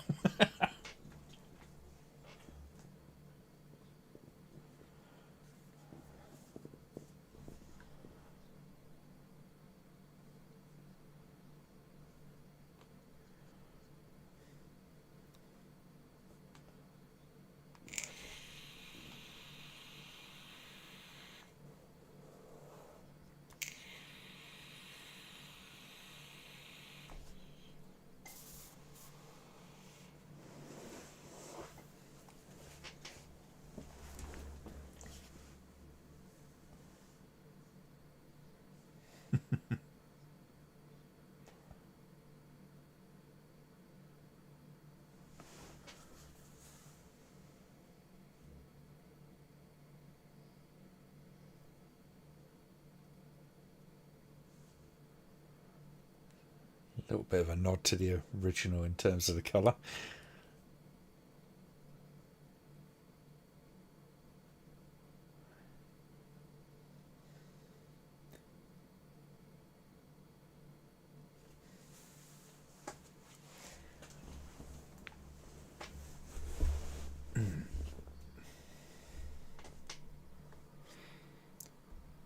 From what I read of the reactions to this movie from a bunch of people who'd kind of seen the original, it's very, very mixed as to how they felt about the film. I mean, the original will always be kind of be a horror classic, regardless of whether it's existed or not. I certainly don't look at it as being a replacement in any way. Uh, One of the things that's so made me happy about this film was having seen it and seen how different it is.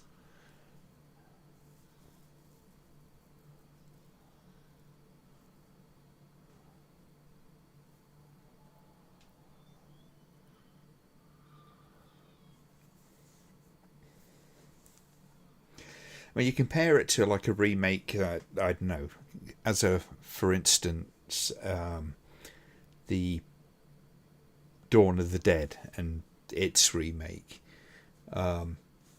I mean, the remake didn't really go out of its way to do much different other than try to be more gory and more kind of like straight faced, I guess, for the most part. Although it's typically got that often kind of rather puerile kind of comedy which happens in it. Although the opening is great. Now, I think, essentially that wasn't a great remake. This for me is. According to IMDb trivia, Argento is not a fan of this. I'm not surprised. Um, it, the original is one of his best movies. So yeah, I'd imagine he would have a bit of a tough time kind of getting behind it.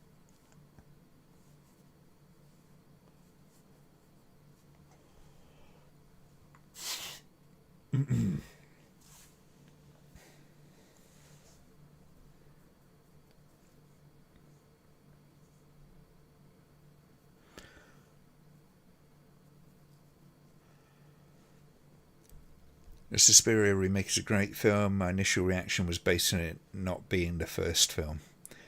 I do appreciate it to have been its own thing. Great art is not always appreciated in its time.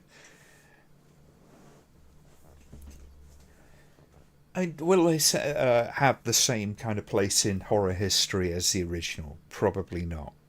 Um, I think just by virtue of it's got that association with a very highly regarded movie by genre fans in particular, will always kind of bring it down a few notches.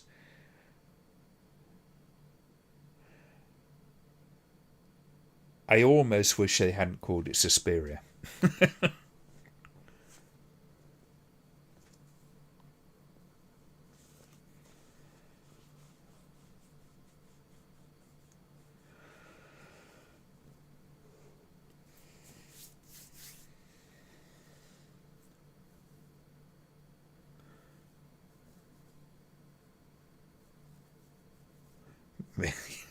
My initial fears about this remake was that it would be a PG-13 bring it on type film. Oh, it most certainly is not that, is it? There's aspects of this film I find, way more disturbing than the original. That dance mutilation scene is right up there, in my opinion, in disturbing scenes in a movie. Um, it's quite upsetting, which is what it should be.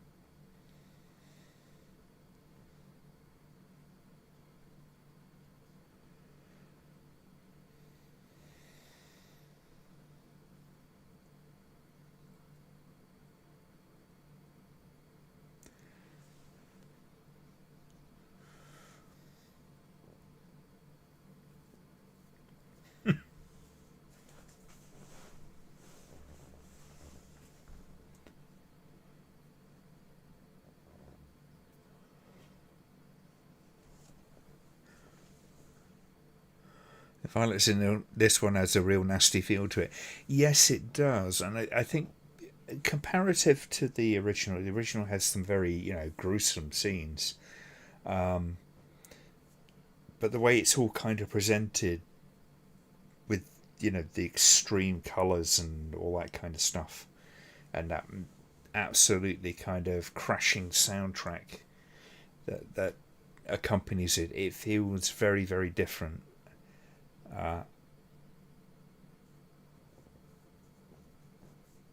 The violence in this just feels very immediate. And there's not that much of it, but it really does stick out in the memory.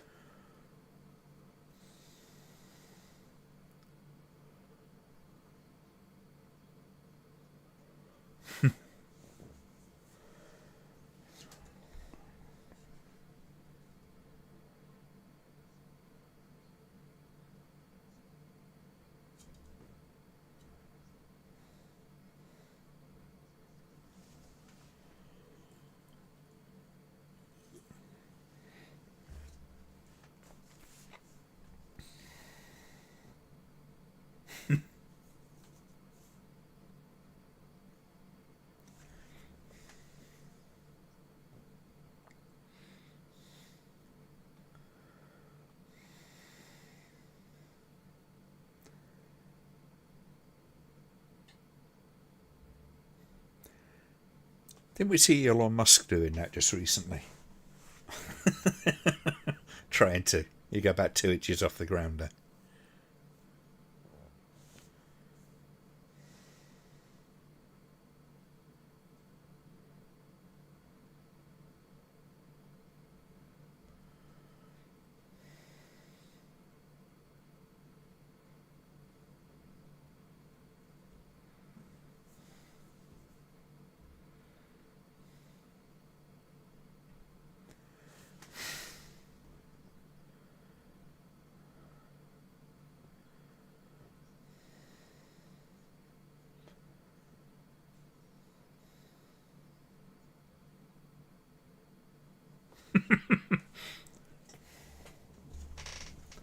Catty.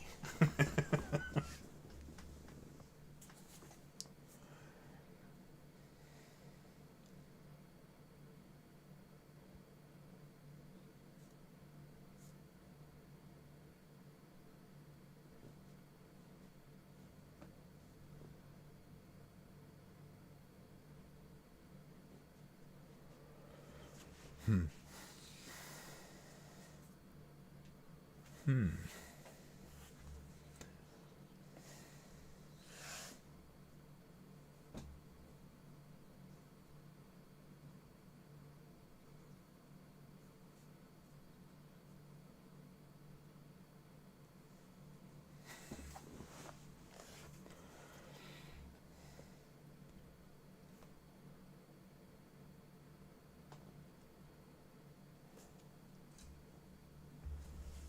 Hmm.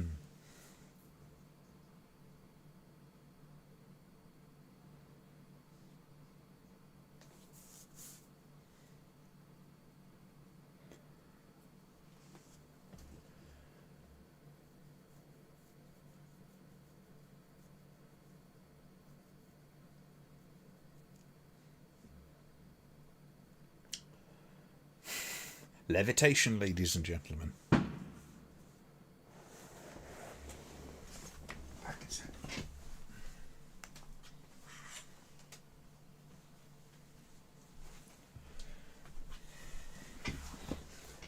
Forgot that it'd be fireworks tonight.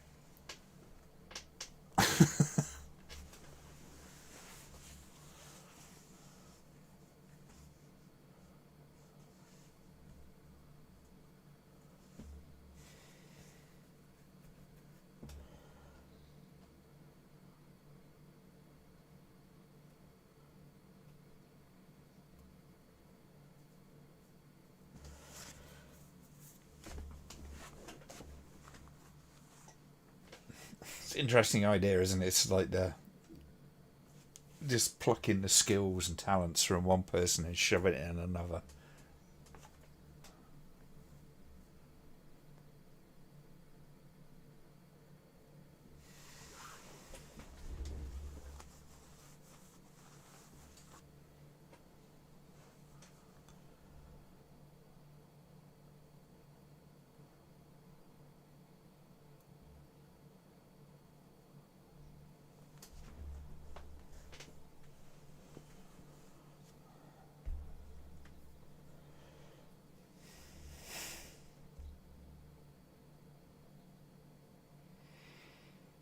So you're constantly reminded out throughout the film about this whole kind of situation which is going on around him. It's just constantly brings your attention back to it. He's always in the background.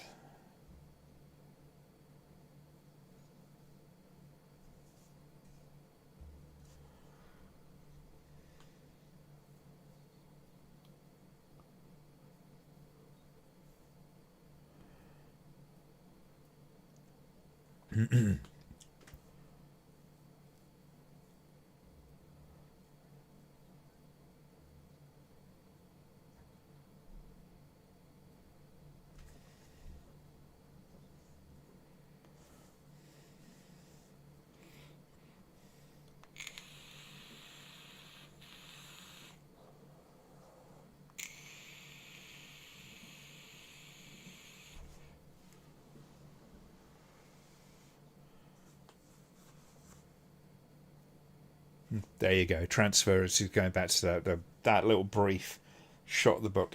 I'd say that's actually one of the film's. I don't want to quite call it a failing, but it has these clues like the books and stuff at the beginning. And if you're a more casual viewer, you easily miss that, especially if you don't speak German. There's a lot of those kind of clues that you have to sort of go back and watch again and maybe kind of look it up and go, right, okay. The Young book is about transference.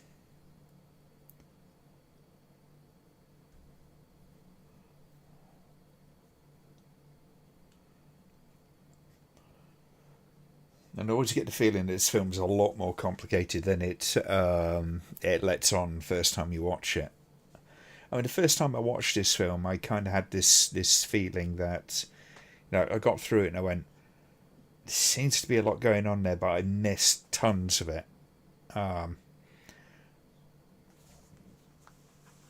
but I felt kind of positive about it.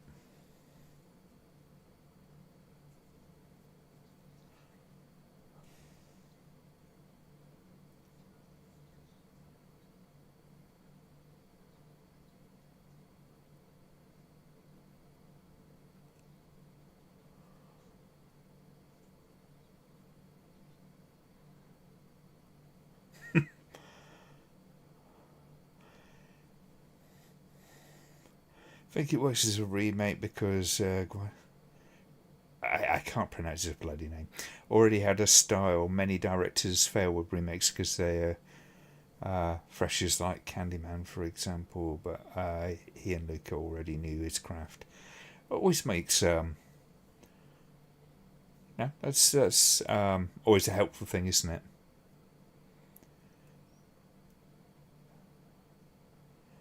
I don't know where you get that take from, Stephen. Um, Often a film is not appreciated in its time period. Same true for other art forms. Yeah, it's often the case.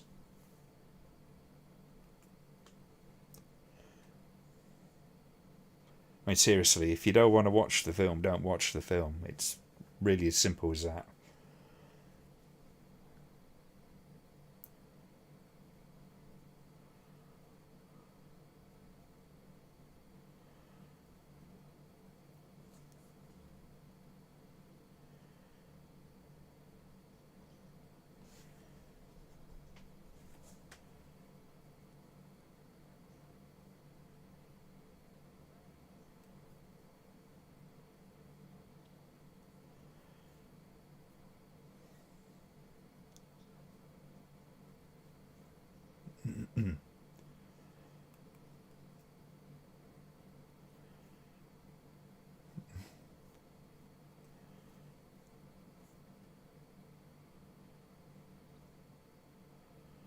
That this scene must have been a hell of a thing to bloody film without actually getting any camera or crew in the shot.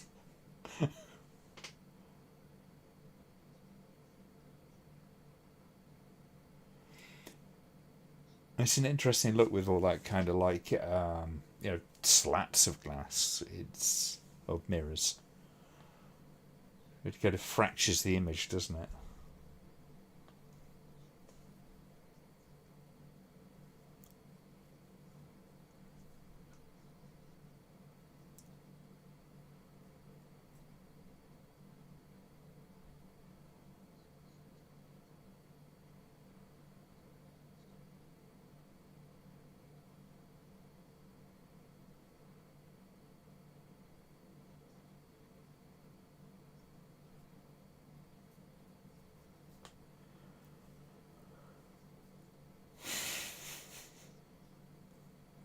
It's an interesting dynamic, isn't it? It's like they're talking about the other character sort of going off and being divided in two ways when it comes to these kind of things. She's just wanted to go off and blow up department stores. And you got these kind of like various different types of rebellion going on. She's doing that sort of stuff, and Susie's here kind of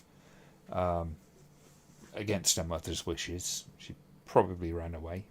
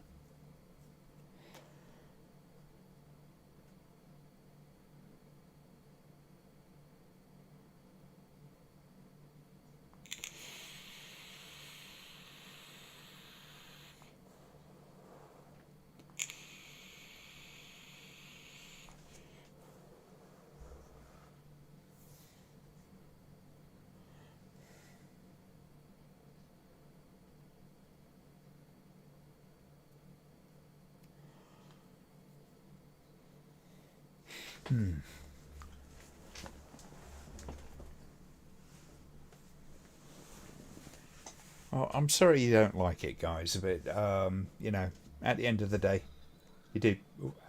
Crikey, that's a hell of a statement at dinner, isn't it? Yeah, I'm sorry you guys don't like it, but it's what we're watching tonight. So I'm sure there's a million films I could cover that you would hate just as much, but hopefully next time I'll have something that you like. But I ain't doing necessarily views for films that everybody loves. Sometimes I'll deliberately go for a film that I know everybody hates because maybe I've got some take on it that is actually can offer something.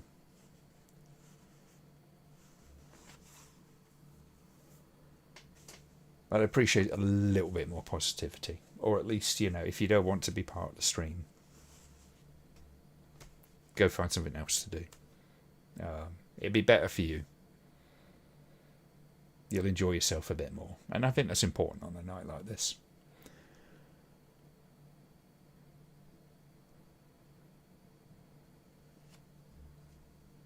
I'm not pissed off. It's just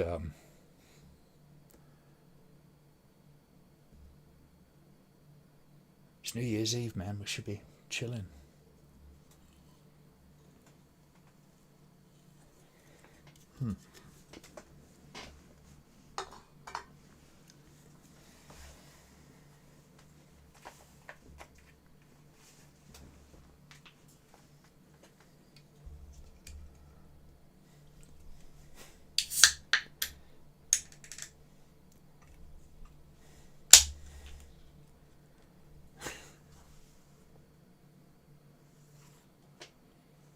A bit of a callback.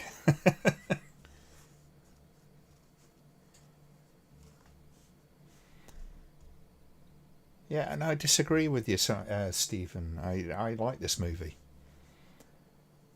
I mean, you're welcome to disagree, that's fine, but you seem a little bit upset about it.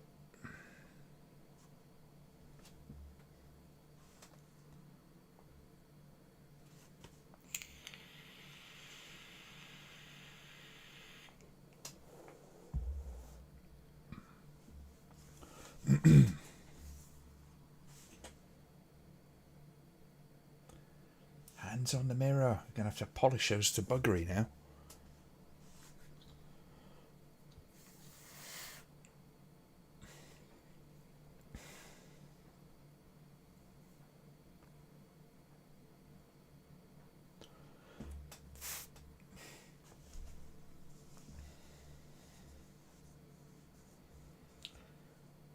On a practical sense, all those mirrors that they have around dance studios is just like, it's horrible for sound.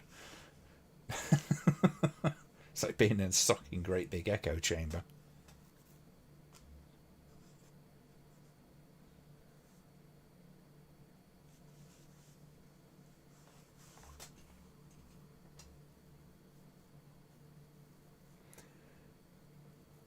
And it is beautifully shot, this film, it has to be said. It's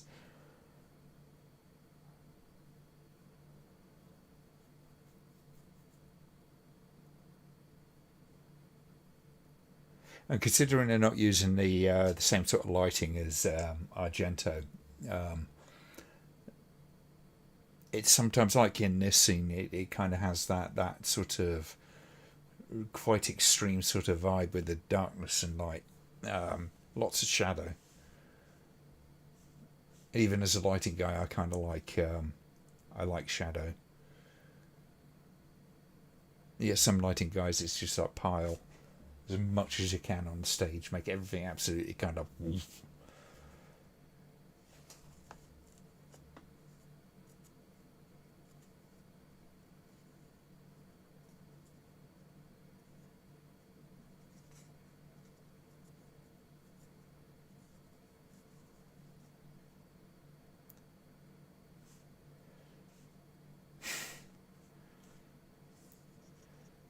Very, very suggestive sculptures.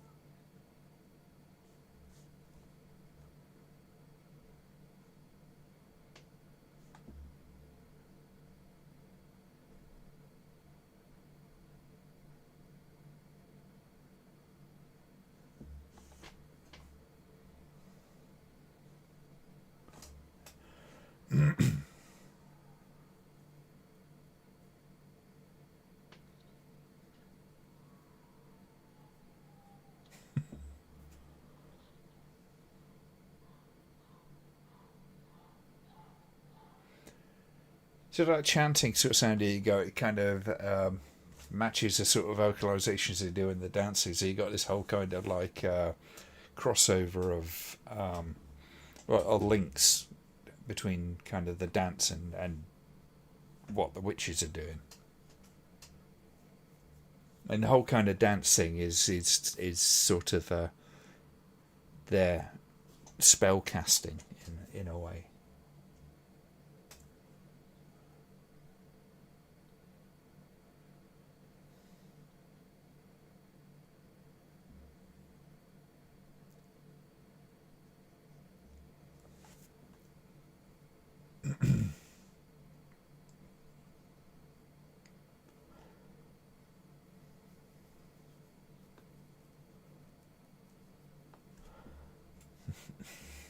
IMDb basically, when it came to the disguised Tilda Swinton, not all of the cast knew that was who this person was. They come up with a fake name, which basically translates from German as Swinetown, Swinton, which is a little bit of a nod, to say the least, a little bit of a clue. But apparently they were going to wait till the premiere of it and then explain his not appearing by saying that he died between editing and the premiere. I don't know why he chose to remake this after Oscar favourite Call Me By Your Name. So this movie's about William S. Burroughs. Guy's got a wide range. Yeah, I mean, I guess there's just some directors want to kind of play around different things.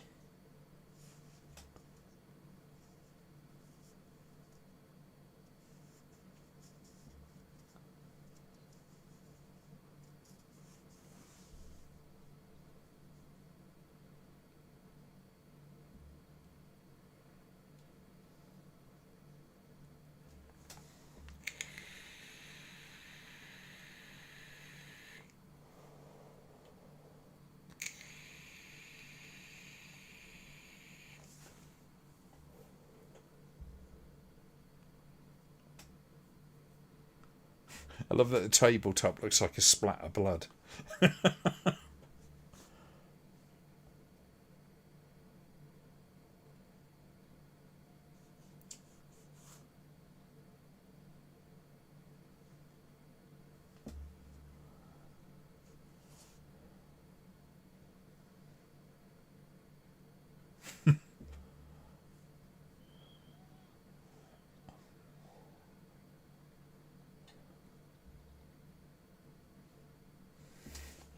Spooky.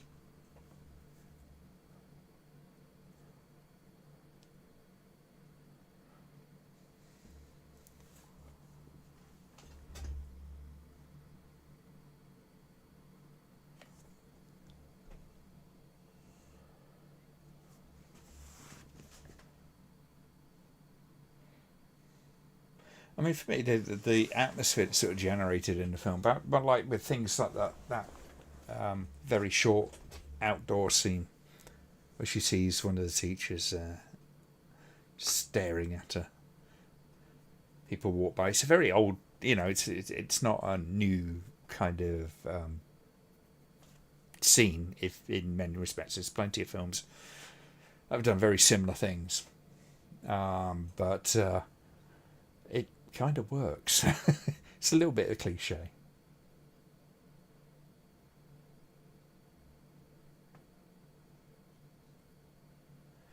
So you got the Susie's mother here, and it's like echoing what you see, like what you hear from Marcos. So you got another kind of link between Susie's life and what the school has to offer, so to speak.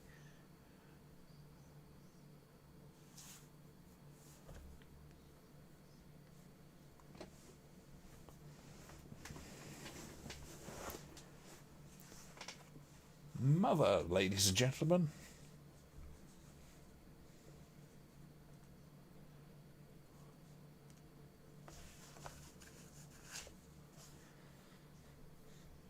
See, this is the thing with that, I mean, it's like I described it at the beginning. It's almost I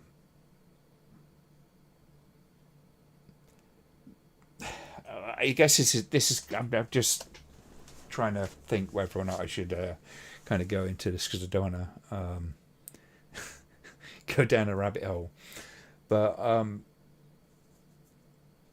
when it comes to the women in this movie, there's not a lot of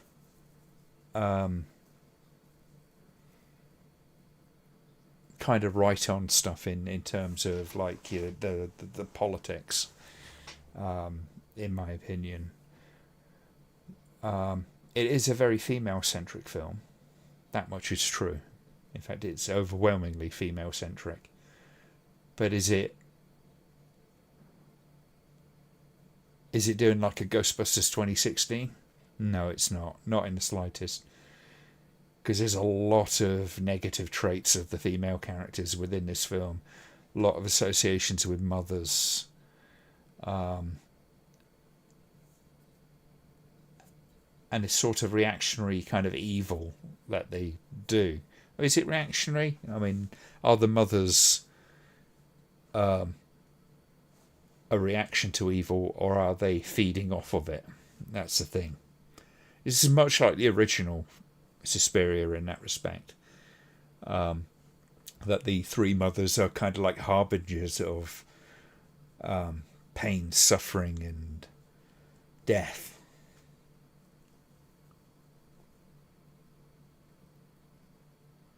They don't sort of exist in a vacuum, and they don't really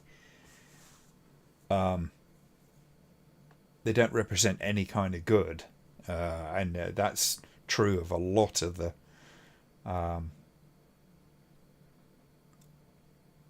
figures of authority within this film.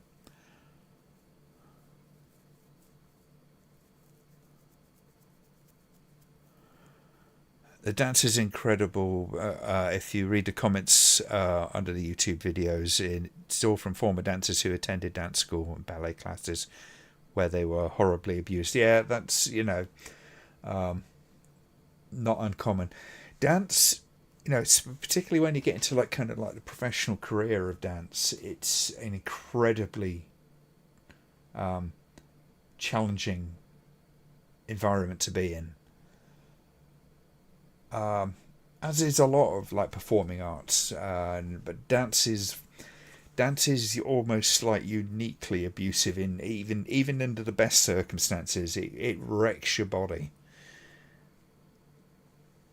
I've known someone who says that they had a dance teacher who was like a kind of really big shot ballet mistress who could barely walk but could still dance. Could still dance really, really well. Second, you go walking down the street, they're hobbling. But you're working in an industry with a huge amount of competition, and an awful lot of very pushy artistic temperaments, shall we say.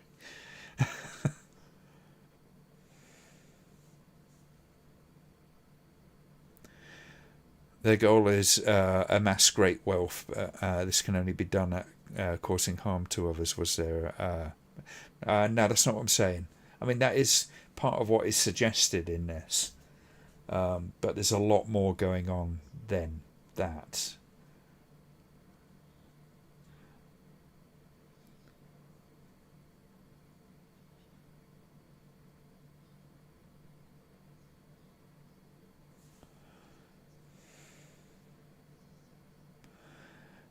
Yeah, it's not.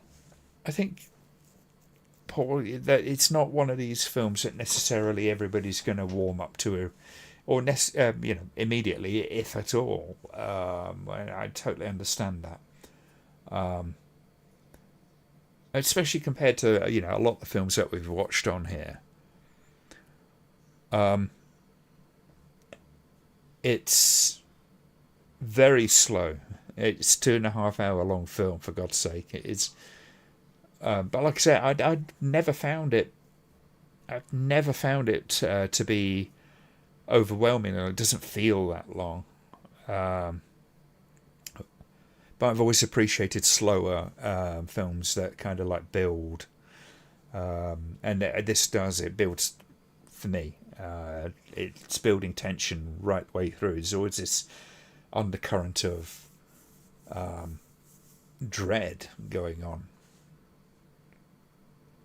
And I can understand why some people wouldn't like, because it is not everybody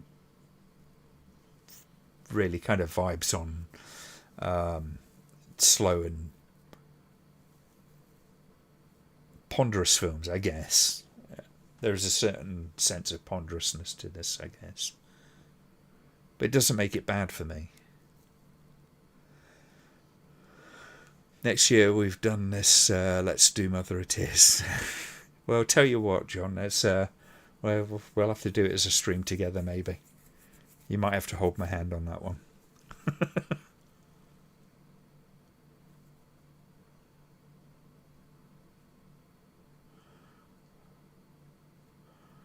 I can be the cynic and you can be the fan.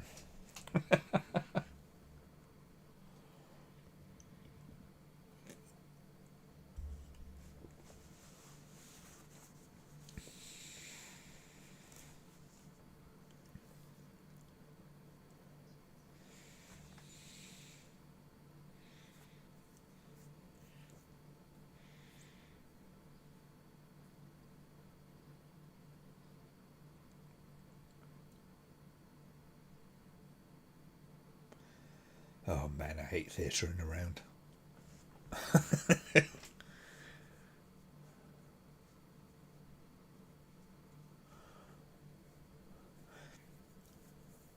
So if you'd be quiet, just watching engrossing it, we'll be back before it's over. But if not, I wish you a happy New Year, and you too.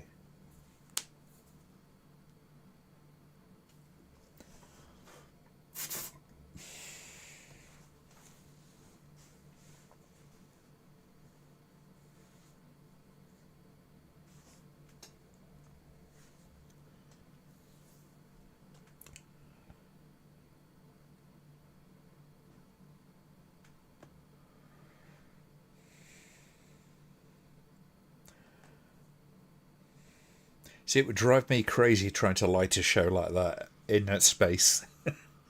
Oh, yeah, I just seen the bit that you just went, ouch at, Iris. That is nasty.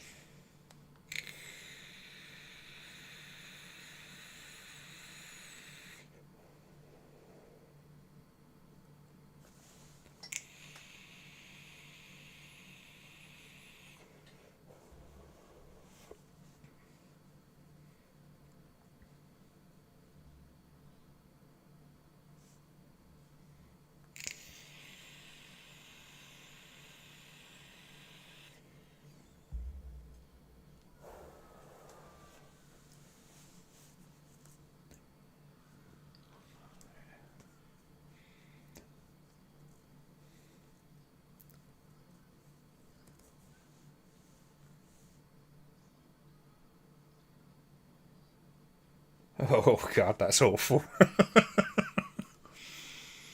There's nothing quite like the sight of bones sticking out of the skin. It just makes you want to retch.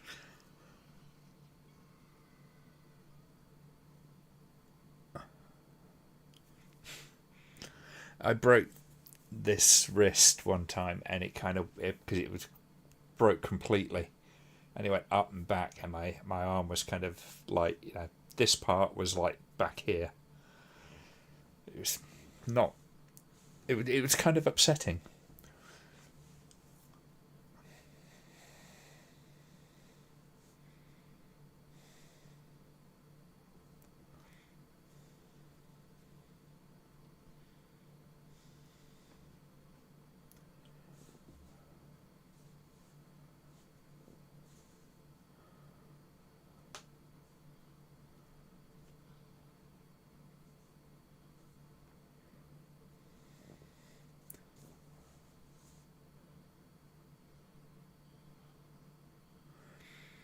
It's always amazed me how dancers actually memorise the bloody routines.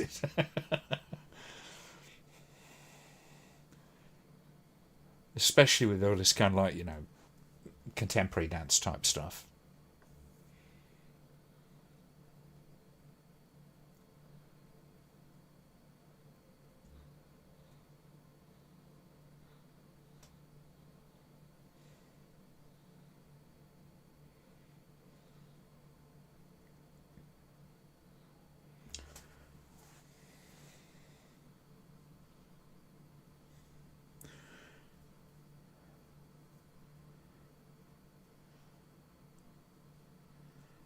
Oh, I can imagine, Enrib. But yes, it does. It leans much, much heavier into the dance element of it. It's almost a background thing in the original, whereas it forms part of the story and expression of the story in this film. The whole kind of story behind this particular piece that they're performing within the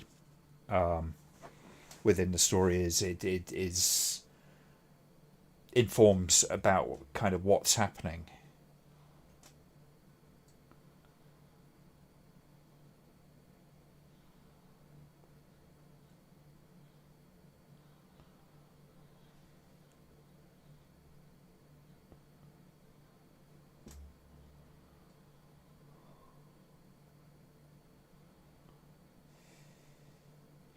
I have to say, yes, going back to my old thing with the lighting and stuff, what they did with the lighting, very simple lighting in this, is amazing. You know, it's very cinematic, but it works as what you might do in the real world when you come in lighting all this stuff. Obviously, it's based in the 70s, so using 70s technology in terms of lanterns and things like that.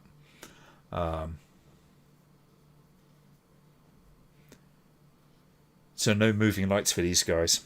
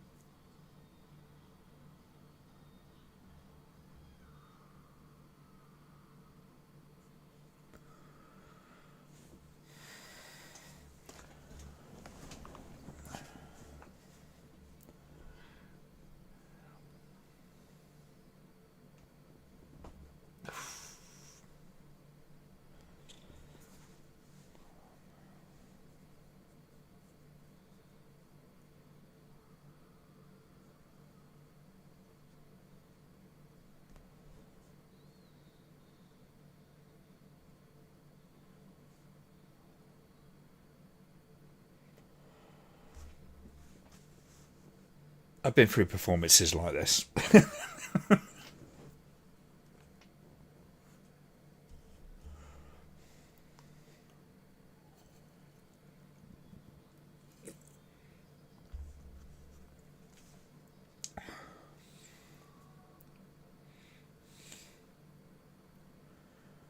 God, it's just something about broken bones, man. It just makes me.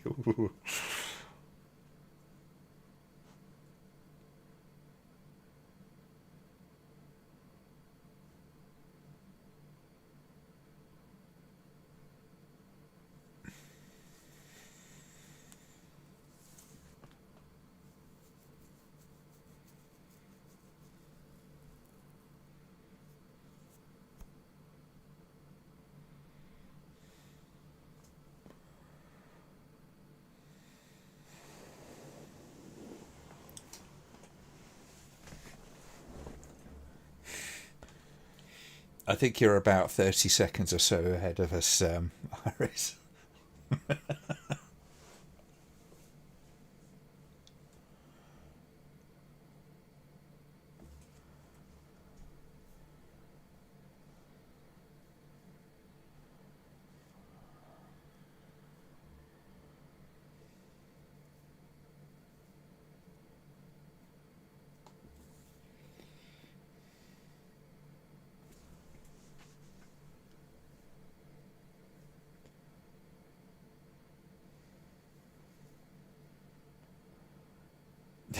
Yeah, that was the problem with the performance, wasn't it? She went off book.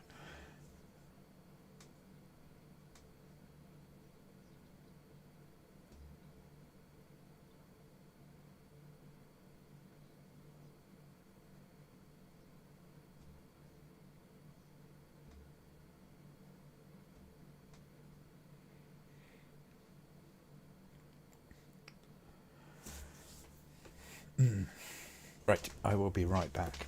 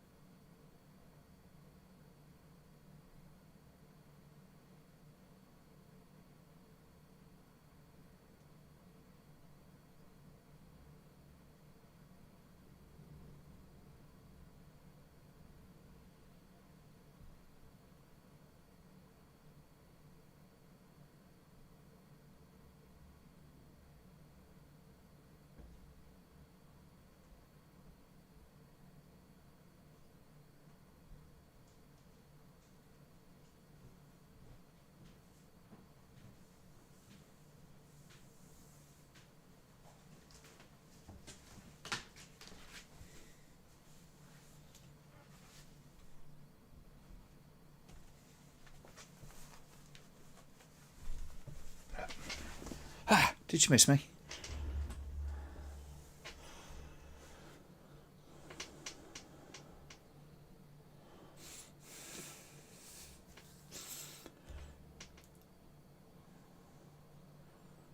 I think it just needs like a Rocky montage scene as she kind of, gets herself up to full power.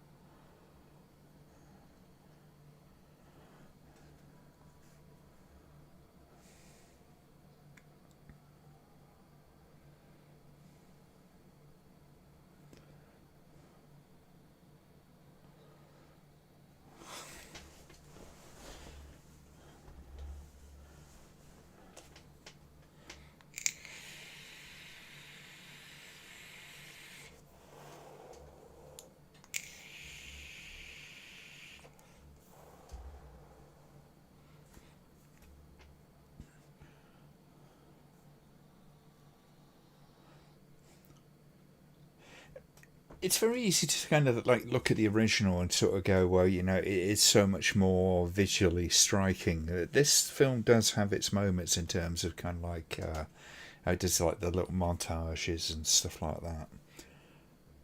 There's a lot of things going on.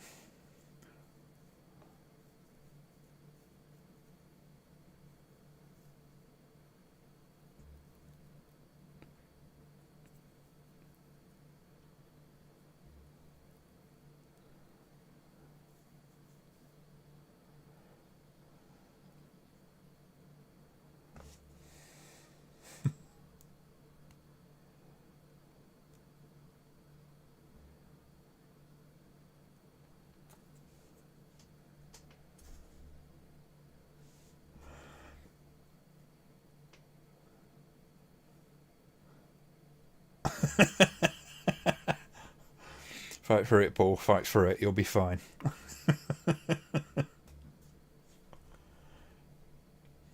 Still got an hour to go yet.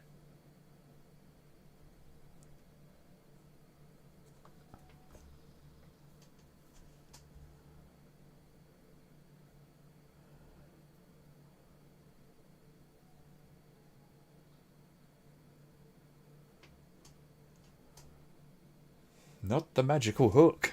How dare you throw that into the river?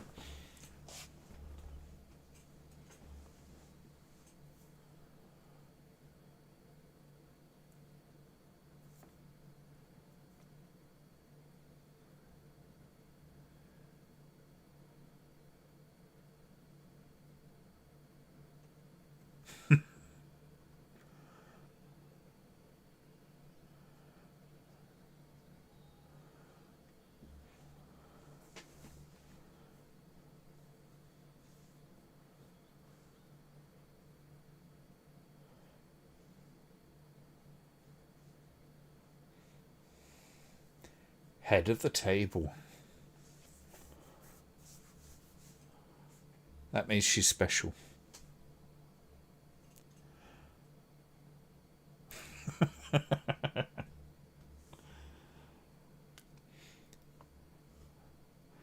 Yeah, 1 hour and 4 minutes, and then you can go, no, I'm off to bed now. Try to sleep through 2025.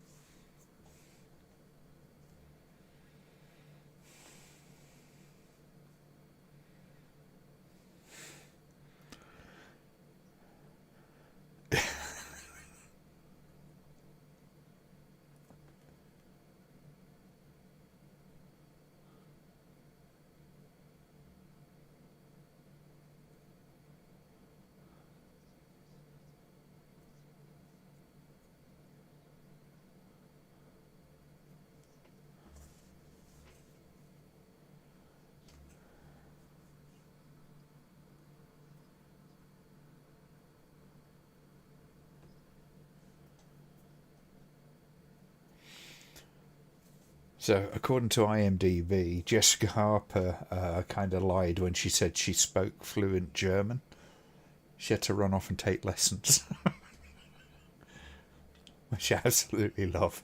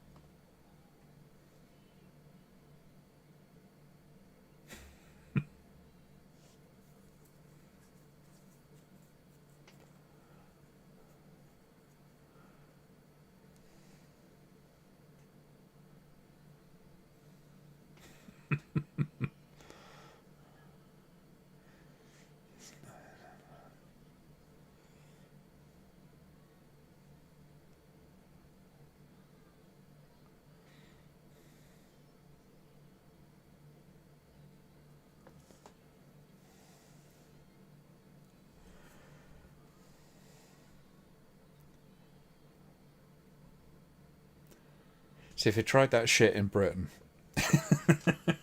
just shut the fuck up.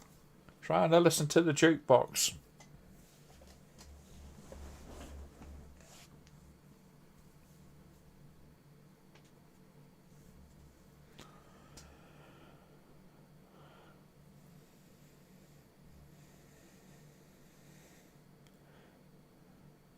Blu-ray and Some Fool Has Covered It in Drink is Under the Skin a good movie? Want to know why we've missed it? It's an odd movie. It's a very odd movie. It's bordering on art house.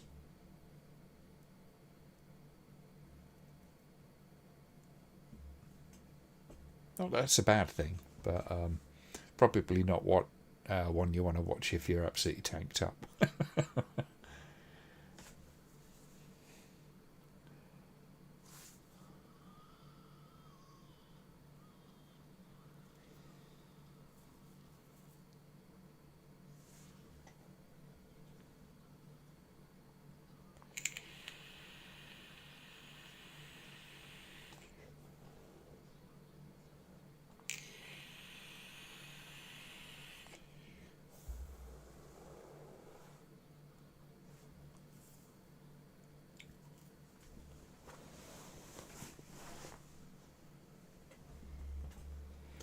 It kind of informs an awful lot about, him.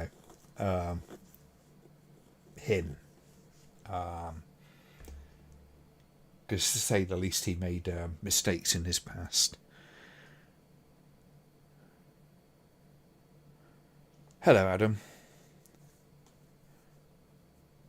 It's going all right so far. I'm enjoying. Most of us are enjoying it.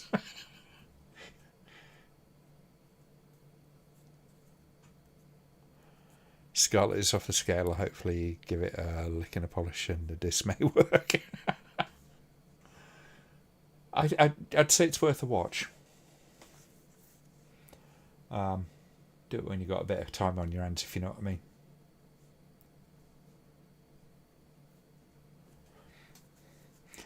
Well, I have to say, Dakota really doesn't mind doing the old nudity, does she? Bless her.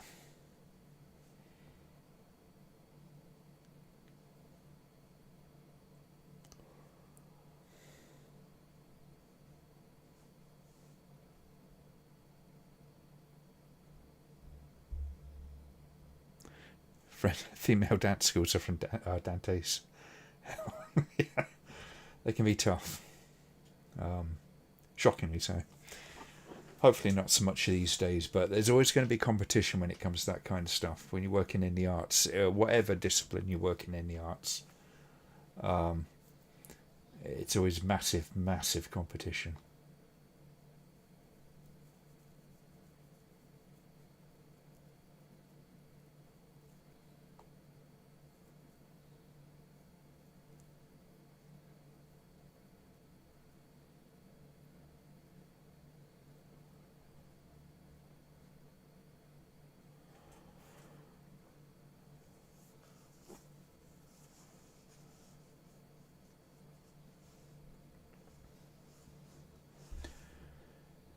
It's sort of a reinforcement, isn't it? Really, in this scene of the dance, what the dance actually is.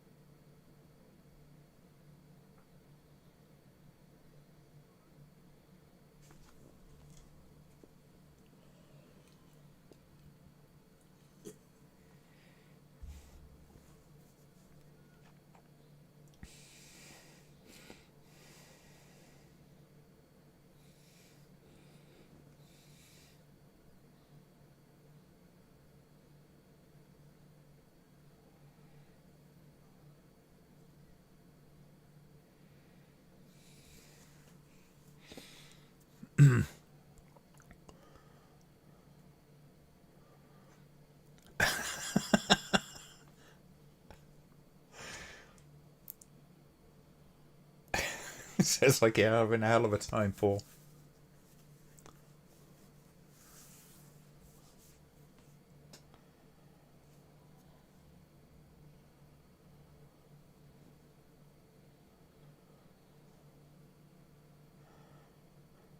I just had an audition for Performing Arts School. I had to do a monologue and improvised performance piece. I did a dance which didn't go well, but at least I got in through my drama abilities.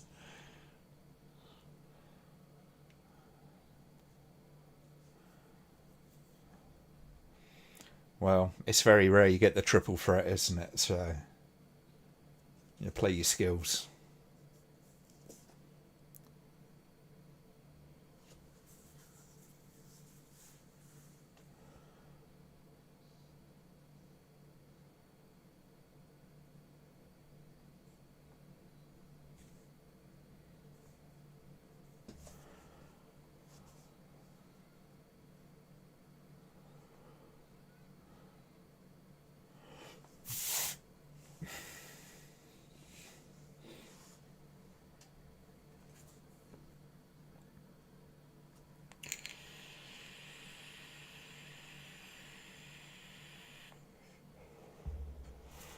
It's all getting midsummer up in here, isn't it?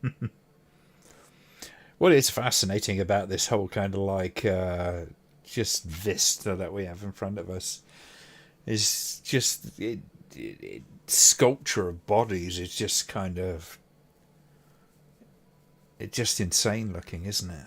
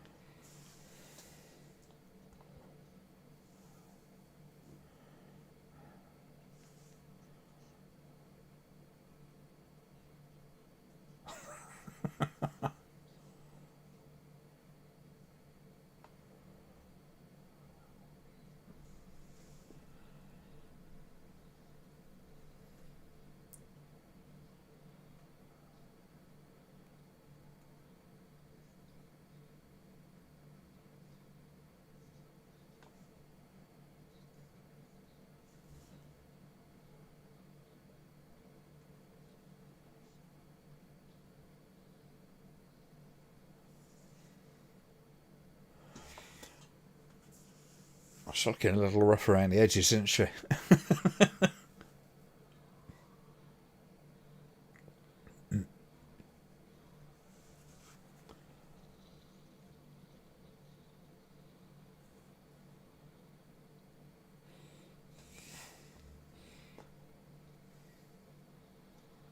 Now it gets all Dario Argento up in here.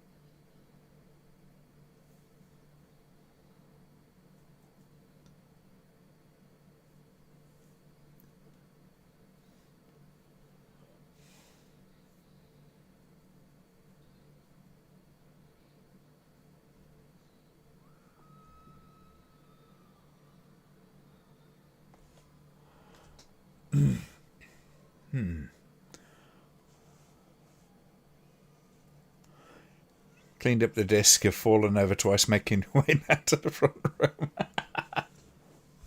Good for you, Paul. Yeah. Start the new year as you mean to go on. This year has had its ups and downs for us all, no doubt, but a good positive to take. It's been a good year for physical media with several awesome releases from various boutique labels. Yes, it has been some good stuff. And the scene's not looking bad considering the death of physical media. In air quotes.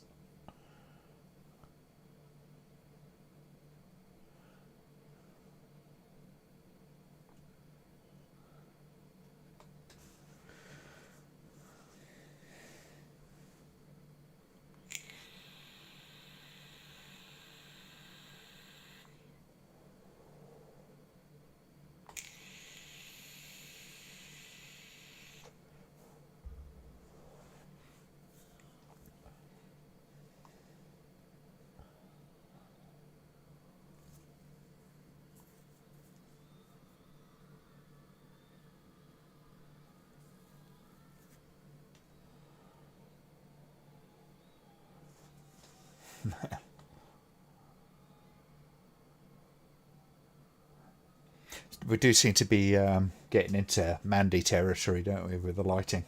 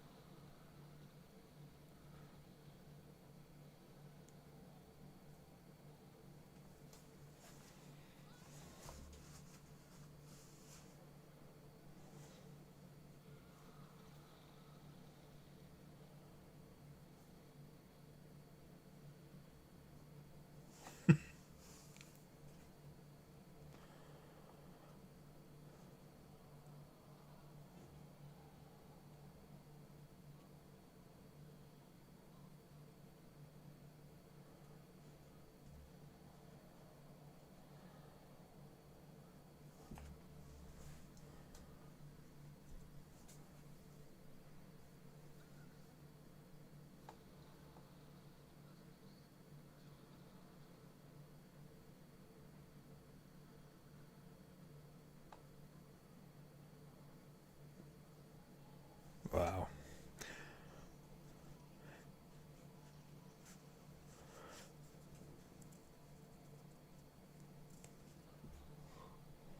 Well, hopefully we'll do another stream with John and we'll watch... well, he wants to watch Mother of Tears. I'm hoping some of his enthusiasm will rub off on me.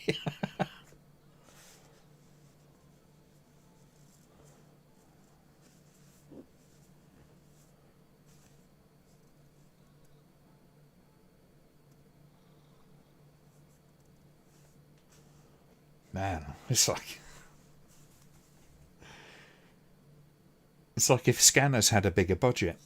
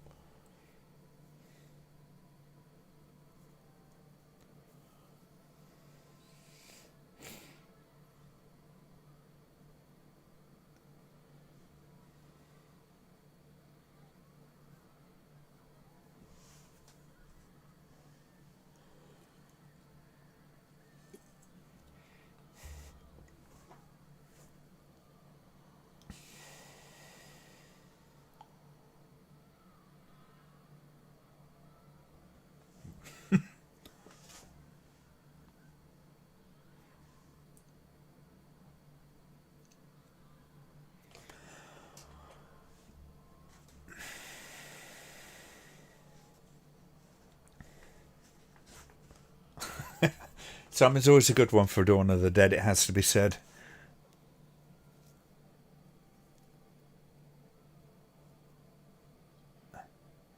That's another one we wanted to do.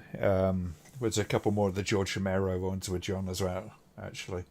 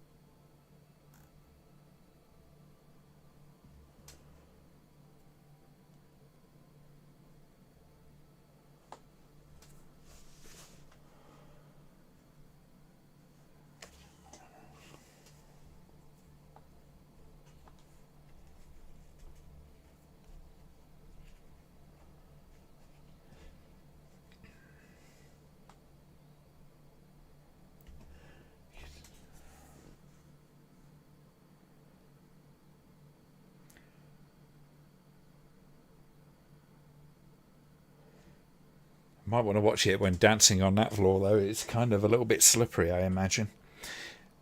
She should do Dark Half with me feeding.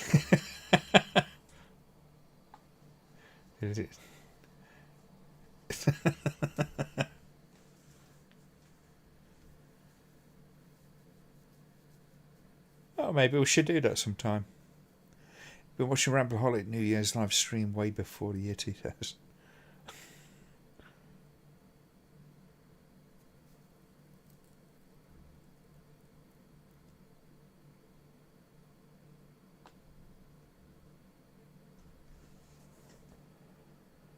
Well, that got messy, didn't it?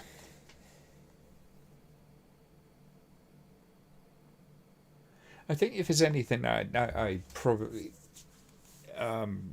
think it's maybe a bit weak on this film. It's probably that scene, to be perfectly honest.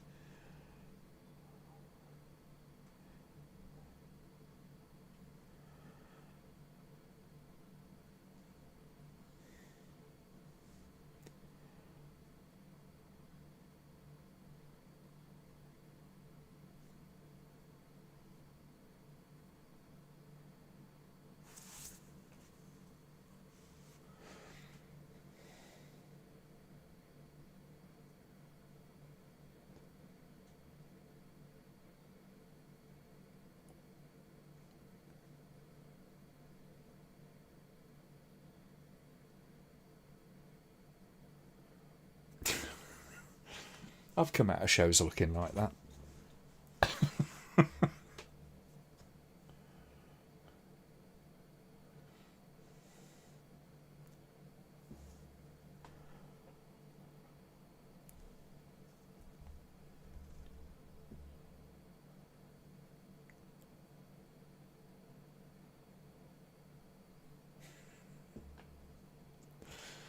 Has to be said, if you've been watching my live streams before the year 2000, that is pretty remarkable considering.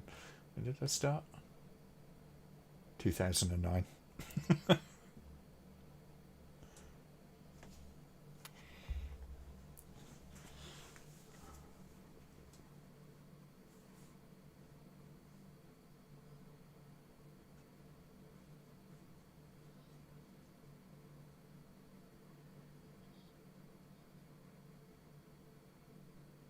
Been going for a while, haven't I?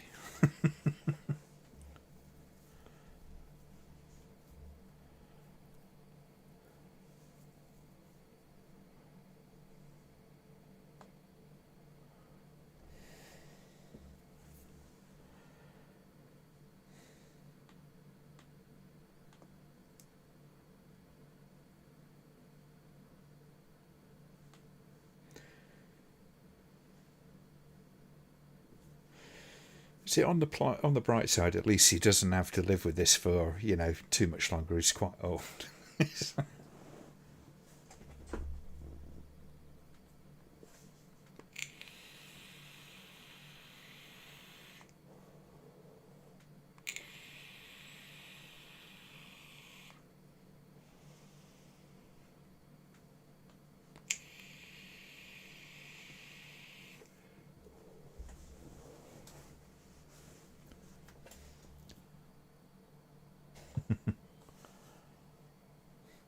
It most of us have been very long-term followers for several years now. Many awesome streams have been enjoyed.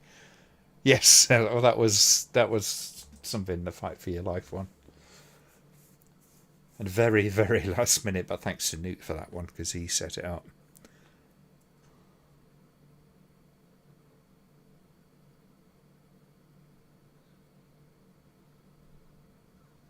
Oh,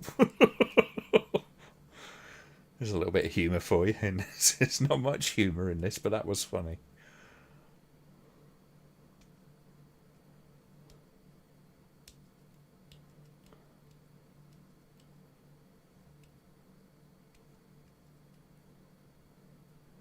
That's a disappointed face.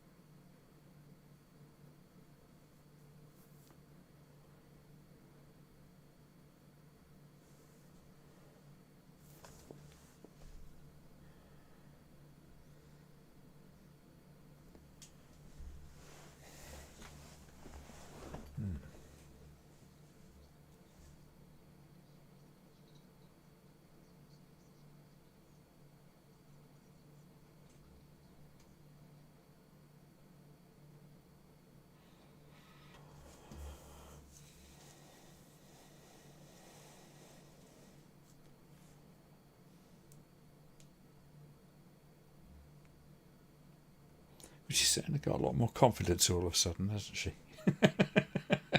Guess that'll happen when you're the head of a witch coven.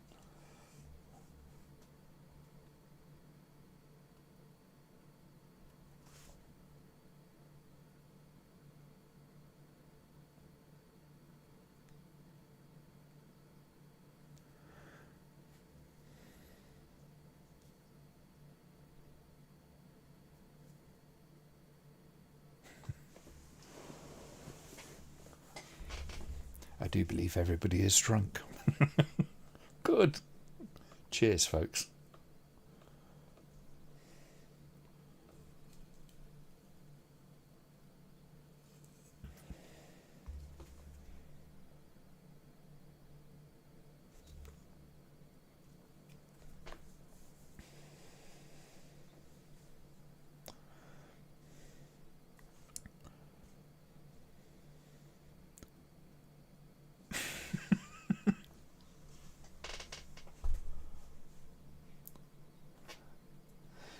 I Spit is a good film.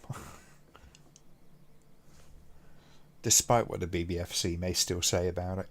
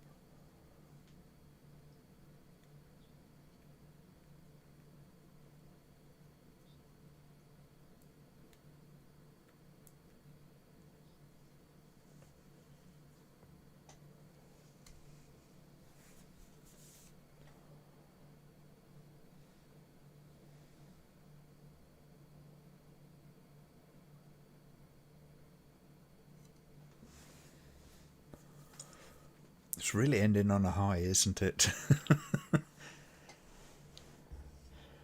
It's kind of one of the things about the cruelty of the witches, isn't it? They use the image of his wife to lure him.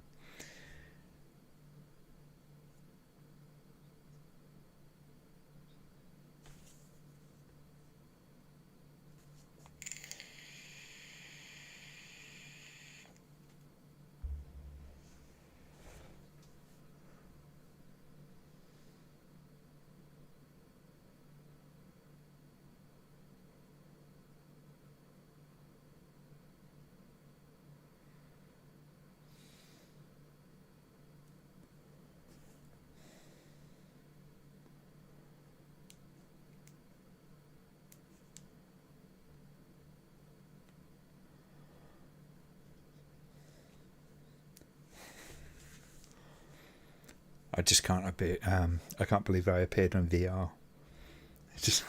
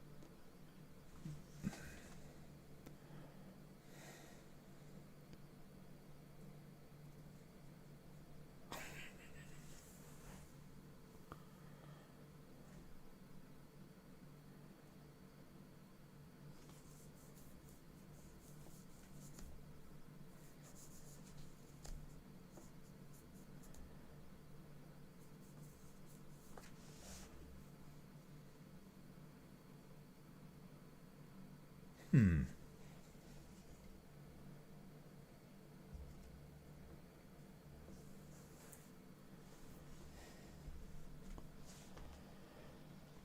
See, that's an interesting part of the film I didn't really catch in previous viewings is what she does for him, considering what she,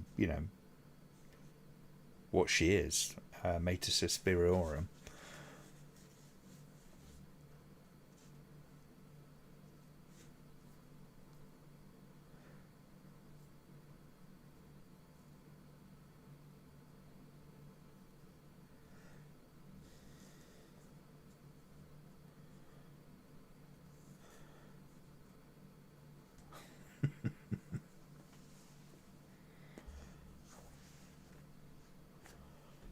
Yeah.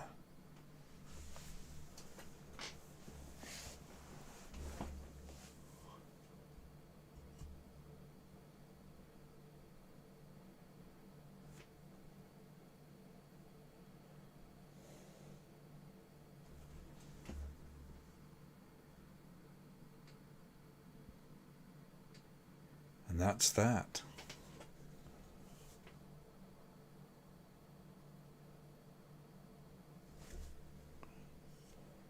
There we go. Let's pause that. Anyway, I think that's an interesting film. I know not everybody agrees, but I think with the exception,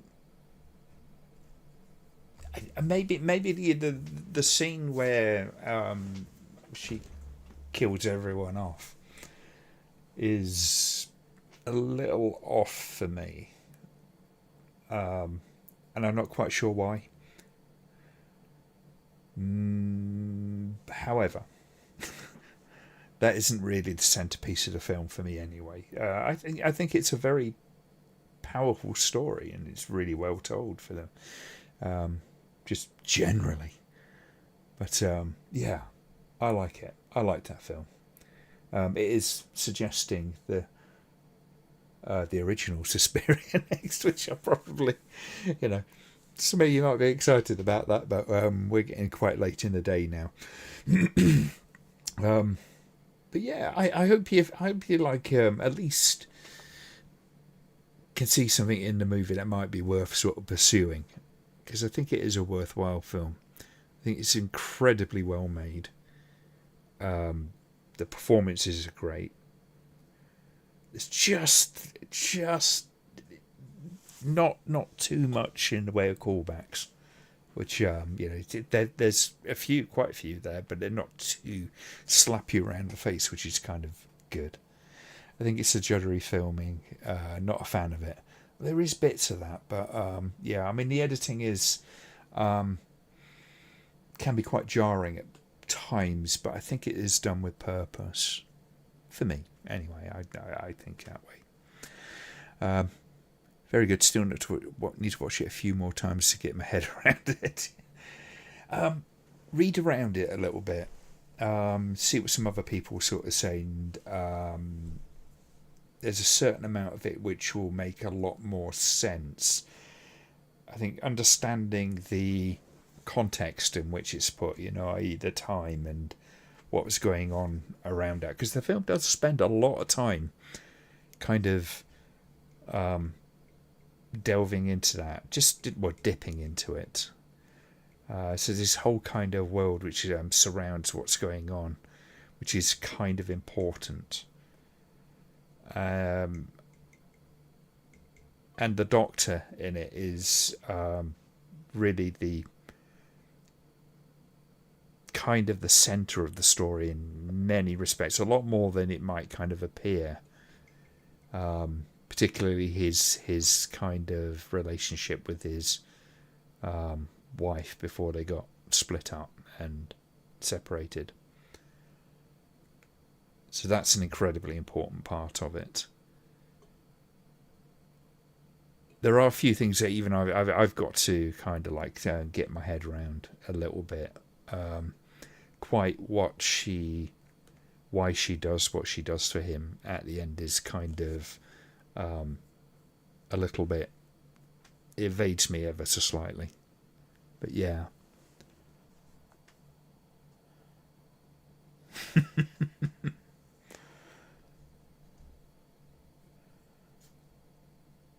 It's a read. Yes, of course it is. Anyway, I think we're probably at a point. Well, have a think about what you want to watch on the next time we do this. So hit me up on Ramboholics for that one. I mean, I suppose we could do Under the Skin or something like that as an apology to certain people. Which I always found a slightly mysterious film in its own right. There was something about that film which I didn't quite get. I'm not quite sure why. It seemed a little evasive to me. But, that's kind of why we do some of these things, because watching them sometimes in these sort of circumstances helps sort of pick out things that you might miss on a more casual view. But I quite enjoyed that. In fact, I very much enjoyed that. I do like that film. Is it as good as the original? I'd say it's different. It is substantially different. And I think that's part of the reason why I kind of respect it at the very least. But, yeah. But I shall let you go so you can go hear the bongs and all that kind of stuff. Be with your whoever you need to be with. I think that will be kind of a nice thing for you guys to do. But I would say thanks for joining, and thanks for actually putting up with the film. Some of you seem to enjoy it a lot. Some of you semi-enjoyed it, and some of you fucking hated it, but that's fair enough. I always knew this one would be a little bit divisive, to say the least. But for the time being, I'll say Happy New Year, and try to make it through to the morning safely. Cover up your pets' ears so they don't have to listen to the fireworks. And until next time, I shall say take care of yourselves. Happy New Year, folks. Bye for now.